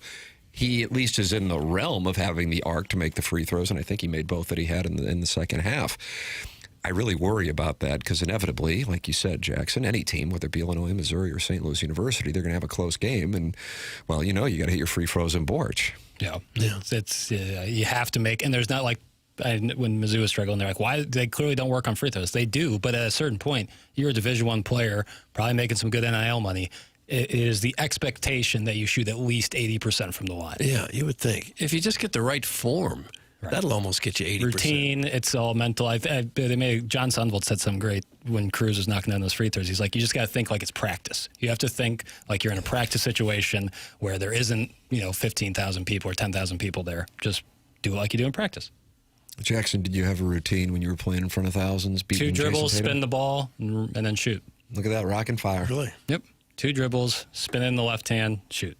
You would win a TMA free throw comp in this room, right? Yes. I don't know. Doug's live, right? Well, I played in high school. I'm not knocking down a lot of Back-to-back shots state now. championship games, James. Do you know that back-to-back state championship games? Lost them both. Still were there. Yes, I would. Yes, I would. But hey, Burns, by the way, for being 7'5", has a pretty nice stroke. Yeah, I mean, I don't want him shooting threes like he's been doing, but from the charity stripe, I mean, he's got a good-looking stroke for a big guy. And plus, those long arms, what do you have, a handful of steals 2 games ago? He just alters shots. I mean, he's so darn large. He's a 4. You don't drive to the lane the same when the guy who's 7'5" is standing there. Do you think if we fast forwarded 20, 25 years, there's going to be guys who are 8 feet tall out there on a basketball court? The closest I guess we got is Manute Bol, and that was some time ago. He was 7'6". Oh, I was taller than that. I think he was 7'8" or 9. Yao Ming was 7'6", and that was. But those guys run into injury issues so often. Oh yeah. If you're at that level, there should be zero pressure. Jackson wouldn't know pressure because it's hard to create pressure situations when you're mopping up the last 30 seconds in a 40-point blowout against Ladue Early Childhood School. It's from the worst we're back against. How did that feel? That nick you at all? No. Knowing the source, it did not hurt. What about the Huff and Puff games? Are there any pressure in those? No. Knock him down. But you're really not happy with the officiating. Sometimes. Guys goes after the officials. Well, there's an art to talking to the officials, and I think I'm pretty good at it. Come on, Zebra, give me some good markings. That would not be a good way. Calling them Zebra would probably be a bad start. James Carlton, 314-961-4800 to go online at carltoninsurance.net. He's my insurance agent. And now you got Jackson Burkett's business as well. And I'm so glad I did. That's a world changer, man. So glad I did. That's James Carlton. Can't recommend him enough. I've been a client for 7 years. carltoninsurance.net or call 314-961-4800. James, always appreciate it. Have a great week, guys. There he is. That's James Carlton. We'll take a break, come back with more TMA here on 101 ESPN.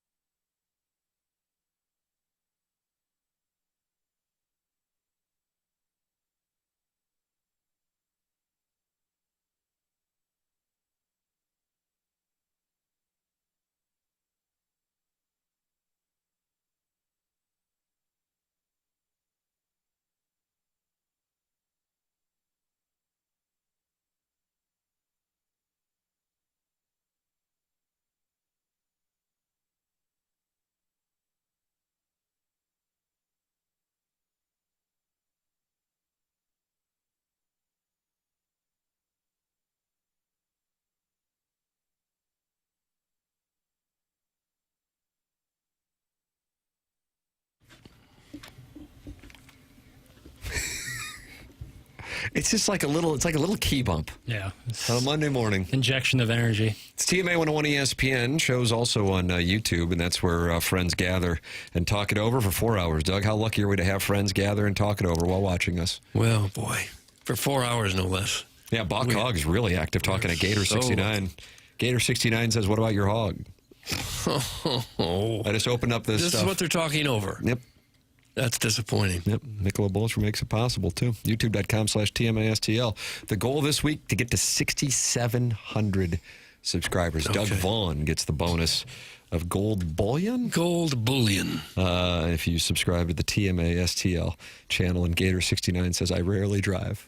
He rarely drives. That's his whole comment. I rarely drive. Why do we need to know that? Why would you brag about that? Yeah. The lead story today on The Morning After, which is presented to you by Brown & Crouppen, online at getbc.com or by calling 314-222-2222, and they're local, and that's why you have Ed Herman, Andy Crouppen, and Terry Crouppen in studio. Who's in tomorrow, Jackson? I believe Andy Crouppen. Andy Crouppen. Because they're local, and don't you want a local law firm if you're going to hire a personal injury attorney? That's the name of the game, one that knows the local legal environment. Well, that's Brown & Crouppen, founded in St. Louis in 1979. 314-222-2222. Remember, the choice of a lawyer is an important decision. It should not be based solely on advertisements. Oli Marmol getting the contract extension. Doug, just point blank, when you got this news yesterday, which I would imagine was in the morning, unless you were sleeping another one off on Saturday night, what was your reaction? My reaction to what now? Marmol's extension. Oh. It wasn't a big reaction one way or the other. It didn't surprise me. It doesn't make me overjoyed or bummed out. I just kind of expected it to come eventually, I guess. Yeah, I have to say that was exactly mine. I thought it was coming. I guess I was told that it was coming too when we were down in Jupiter. But even if I wasn't told that, I get it. Now, I know we've gotten some texts, not a lot, of people who are pissed about it.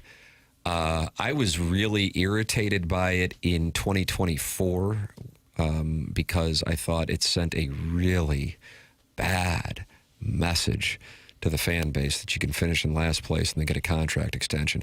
That was 2024. That was a team that, at least theoretically, I know it didn't wind up playing out that way, was in the mindset of, okay, we're going to get back into the postseason this year. And I thought that was a defensive move because there was buzz about Yadier Molina or Albert Pujols wanting to manage. This year is a different set of circumstances from my perspective, and that is even if you thought somebody was out there who was a great manager, is that the person who's going to come in and take this team over with the roster that it has, with the pending work stoppage, and the fact that this is most likely, maybe it won't, but most likely going to be a multi-year project. So I've got no problem with it. And like I said, if anything, the original sin would have been the 2024 extension. Either way, here is what Chaim Bloom had to say with regard to his decision, because he was told by the DeWitts he could make a change if he wanted to, and he decided to go with Oli Marmol. Kind of really a blessing, a part of this unique situation that had so many benefits, you know, just obviously being able to get to know him and get to know him as a person and as a baseball person without, you know, the context of now this job, and allowed for a lot of free-flowing conversations. And he was a big part of a lot of what we were doing as I was overseeing what we did in player development and performance, big part of even in helping craft the vision, interviewing candidates, recruiting candidates, involved deeply in a lot of what we were building there with our new leadership there. And that's because he understands how important it is for us to be one organization top to bottom, and how important what we're doing there is not just for players in the minor leagues, but for everything that we're building, because it's all one program and it all flows up and down the organization. Now in this role, it's led to some really good stuff where we were able to roll out and start doing a lot of things last year down below. And now it's very natural and smooth to be able to bring those into the big league space too, as, you know, we have a facility now to support that, and, you know, just really helped to be able to lay that groundwork with him so that we can now do this together at this level. Okay. Well, he's obviously very well liked by the front office, the ownership, and the players in the organization. because it would be easy to have let him go after some of the seasons that they've had. So they must like him and think he is the guy. I think for the normal fan, probably wondering who is this guy and why does he get so much runway, as they say now, because he wasn't a great player. He didn't come here having managed somewhere else for 10 years. He's more the Mike Schilt type rather than the Mike Matheny or the Tony La Russa type, in that he's so well liked that the management and ownership is willing to give him a long leash. And we saw with Schilt when he got named manager, I think we also said, who is this guy? And yet he had all kinds of success. Turns out he had some problems behind the scenes we didn't know about. But I don't think Oli, no one's even hinted that Oli has any kind of problems like that. In fact, it's just the opposite. It's kind of like what we've learned when we interview him here on the show is, wow, this guy's really great. This guy's a breath of fresh air. We like this guy. Do you guys remember TMA Day at the ballpark when someone hit a home run and Jackson covered the over? Yeah. Or something like that. Yeah. It's against the Giants. And it was. Yeah. And I think that I know I did personally, and I think others did too, but I can only speak for myself, thought he might be getting terminated after that. Yeah, I remember that. And I remember running into, I don't think I'm really saying anything here out of school at this point, we were having some libations at Ballpark Village, and Jackson, you were being encouraged to pursue a lady, and then it turned out she was married, and now she texts into the show. Yeah. Yeah. Gosh. What's her name? Do you Lipstick remember? lass. Thank you very much, Chairman. Oh. So I'm sitting there and I'm having a beverage at Ballpark Village, and Alexa Datt, now of the Washington Nationals, came out of the studios, and I started talking with her, and I said, I wonder if this is going to be the final straw. And she said, final straw for what? And I said, for Oli. And she goes, oh, God, no. She goes, the players love him. The players absolutely love him and respect him. And I think that's an important part of it, because sometimes, like, if you have a boss you love but the business isn't doing really well, then the boss might just be a walkover and you enjoy having a mark in a position of leadership. It was like and respect, I think, and I've seen a lot of texts on this today, and I guess it kind of surprises me, but at the same time, when else do you hear him in a format where he can kind of do what he does on TMA? A number of people said, I really didn't like him until I've heard him on your guys' show down at spring training. And there were a bunch of those texts on this topic in the 7 o'clock hour. The bottom line is, yesterday at that presser, and I don't know how many people listened to it, almost the entire roster was in there. And then when he gets introduced by Bloom or by DeWitt, I don't remember who introduced him, Mason Wynn was off to the side booing. And the reason I bring that up is if you don't have a guy that everybody likes, they don't come to the presser announcing that he's got an extension, and you also don't have the best player, one of the best players, however you view Mason Wynn, off to the side booing in a joking way. I think it gives you an idea. I'm not saying, and now, therefore, the Cardinals will win 90 games. I'm not saying that, but it gives you an idea. Like, let me put it this way. If you were picture this at your own place of employment, if your boss was about to speak and somebody booed him, but everybody really didn't like him or respect him and have some kind of, you wouldn't be doing that. And you wouldn't also be showing up and supporting him. It just gives you an idea. Oli himself, he said, what are some criticisms of me? And I think Martin just started rattling them off when he was sitting at the table, cocky being one of them. And I think he said, do you guys remember what he said to that? I think he took that. He agreed with it, I think, if my memory serves. He said I was a crappy player. I don't even know if he hit 200 when he was in the minors. He goes, I'm probably not at my best in those spots, and I might need to work on that. I could be wrong. I'm sure some of our listeners will correct me if I am. But you get to hear his personality, and he encourages people to, okay, what don't you like? What are some questions you have for me? What are some criticisms? Fire away. He has not had a season as the manager of the team outside of his first year, which was certainly, it doesn't matter if that was Tony La Russa. It doesn't matter if it was Mike Matheny. It doesn't matter if it was Mike Schilt. That season was about Albert Pujols in particular, but also Yadier Molina, and a team that won 90-plus games and Central Division champion.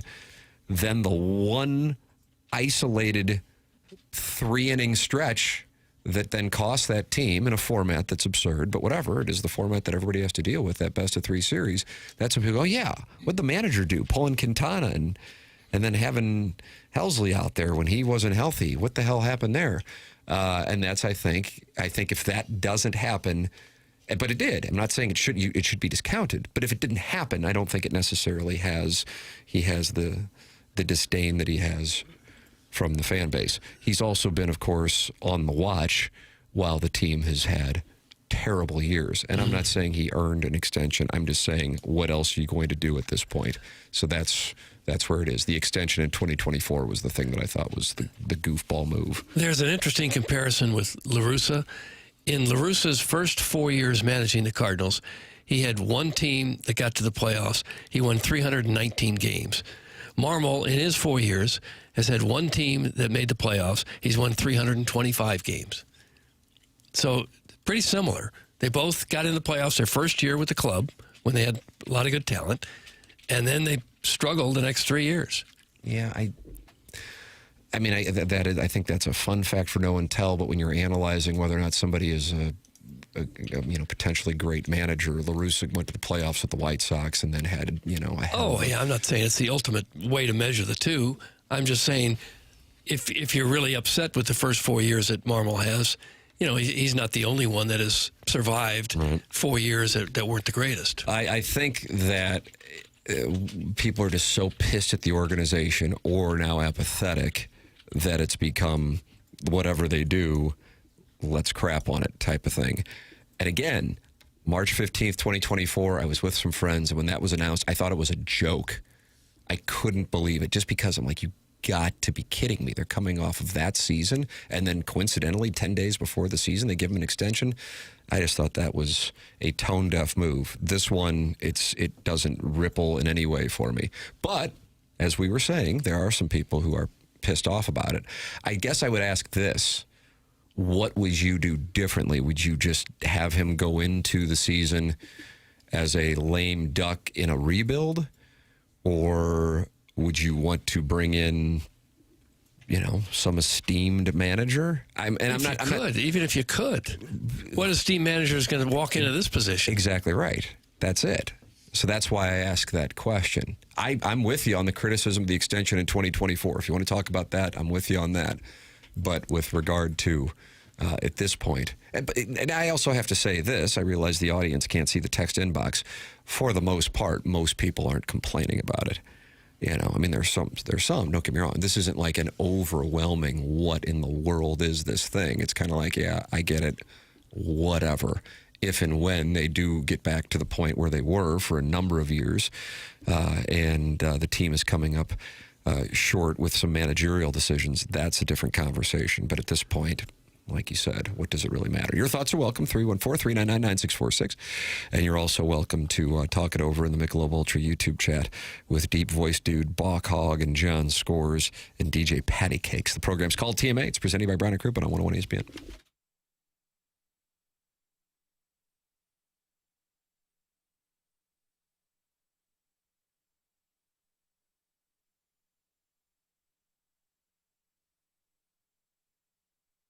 FanDuel has a wonderful opportunity for you to change your experience on Friday nights. They've got this happy hour going, and it can change the way you experience a Friday night. I like Friday night for pizza night. Friday night is pizza night. Well, now you can have a Friday night that's a little louder because NBA Happy Hour is live on FanDuel every Friday from 6 to 7:30 p.m. Eastern. FanDuel's running limited time specials to pregame your weekend. Talking boosts, bonuses, surprises, all dropping right in the app. It's the perfect way to kick off the weekend. A little basketball, a little action, and a whole lot of Friday energy.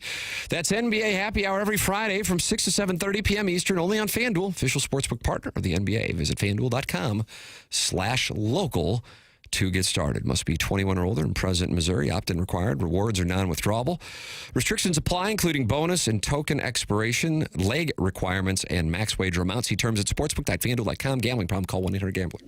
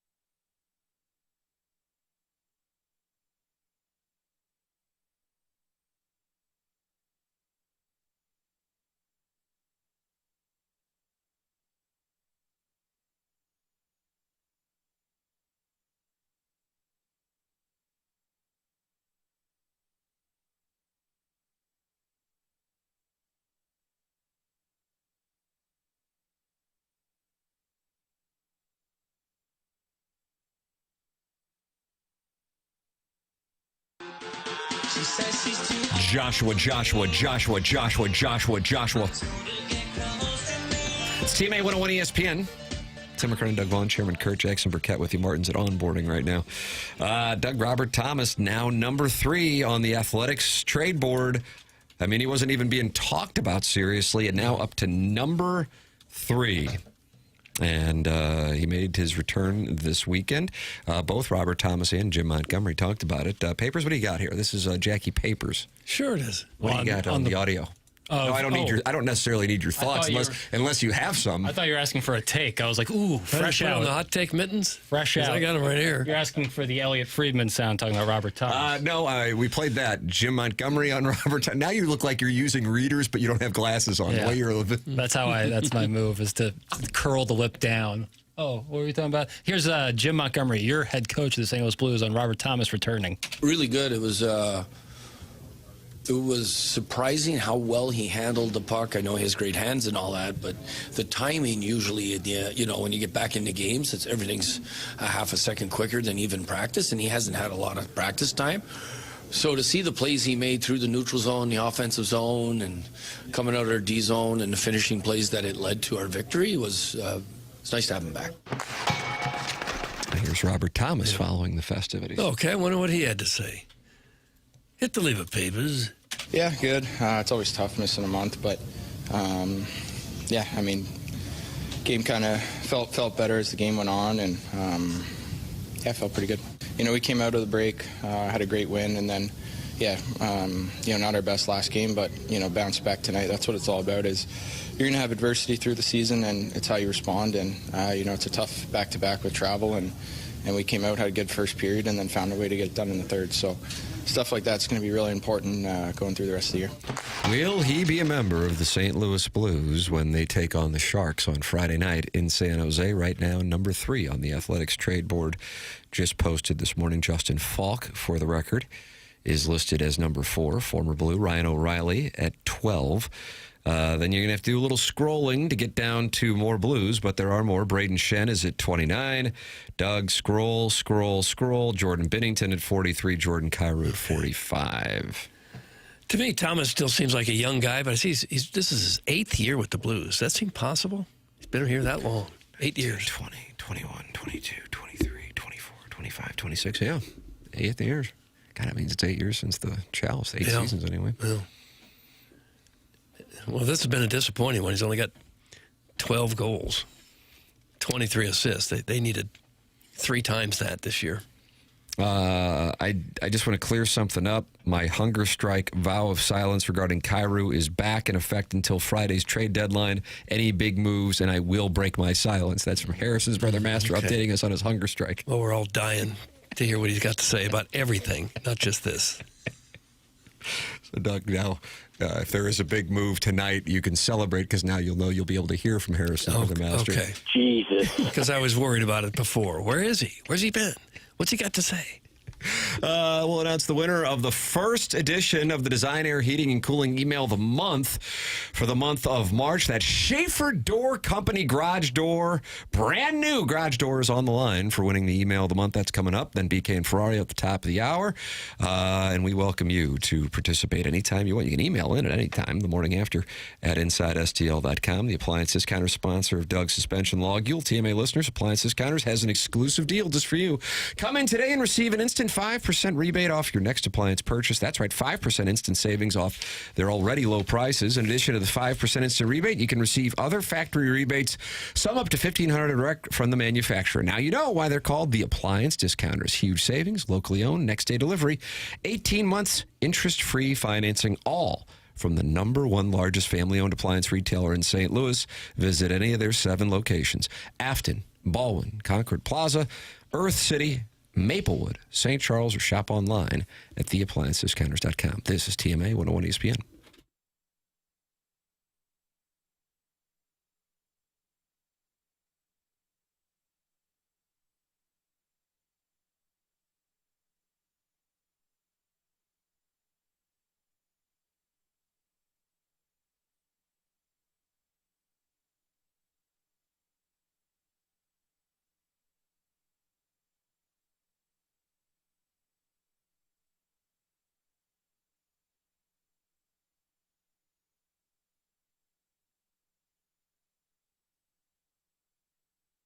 Hey, St. Louis, let's raise a glass. A Tullamore Dew Irish whiskey toast for this year's St. Patrick's Day. Here's to making a big whiskey in a small town. To a triple blend of spirit, but a single purpose of community, and to the friends in our lives, not the likes in our phone.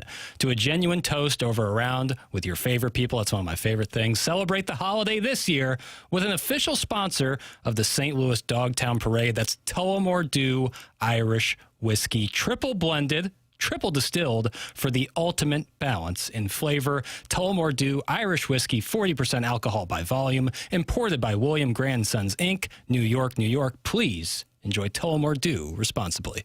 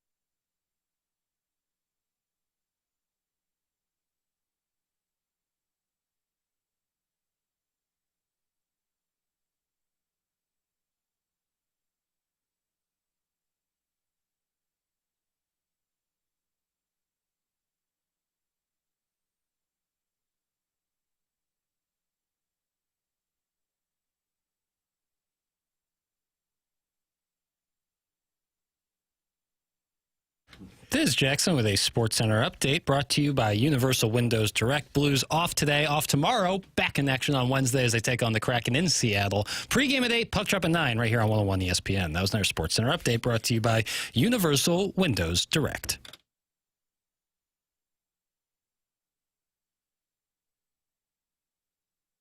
Hey, 101 ESPN, and wow, what a promotion we have here, courtesy of Schaefer Door Company for the month of March. The winner of the Design Air Heating and Cooling Email of the Day receives a $5,000 brand new garage or multiple garage doors from Jason Gosrow and Schaefer Door Company, sponsored the podcast on 101 ESPN, Schaefer Door Company, SCHAEFER, door.com. So we will have 22 emails of the day in the month of March. Today, the very first. And Doug, we listen to them at 9:45. You can go back and podcast at 9:45. And then we vote via secret ballot.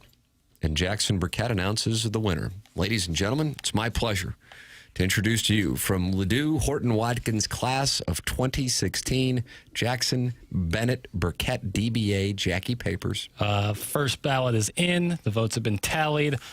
First one on the board for the month of March is Chet's neighbor. Chet's neighbor has won. Really? The Design Air Heating and Cooling Email of the Day. And might only need to win 2 more to get himself into a spot where he has a 1-game playoff to win the month of March. I mean, he's that much closer to $5,000 by emailing the morning after at InsideSTL.com. Nice job, Chet's neighbor. I forgot what he even said. I had Marlon's family barbecue as my winner. Okay, secret ballot is pointless, I guess. Doug Council probably is going to remind you signed an NDA. Oh, I think it's going to cost you. Except a little piece of paper saying, here's my vote. BK and Ferrario are coming up next. That is the program called BK and Ferrario. It is time for us to shut it down. For Jackson Burkett, for Chairman Kurt, for Martin Kilcoyne, for my brother Kevin, for Douglas Elvin Vaughn, I'm Tim McKernan. This has been The Morning After, presented to you by Brown and Crouppen from the Stiefel Studios on 101 ESPN and the TMA STL YouTube channel.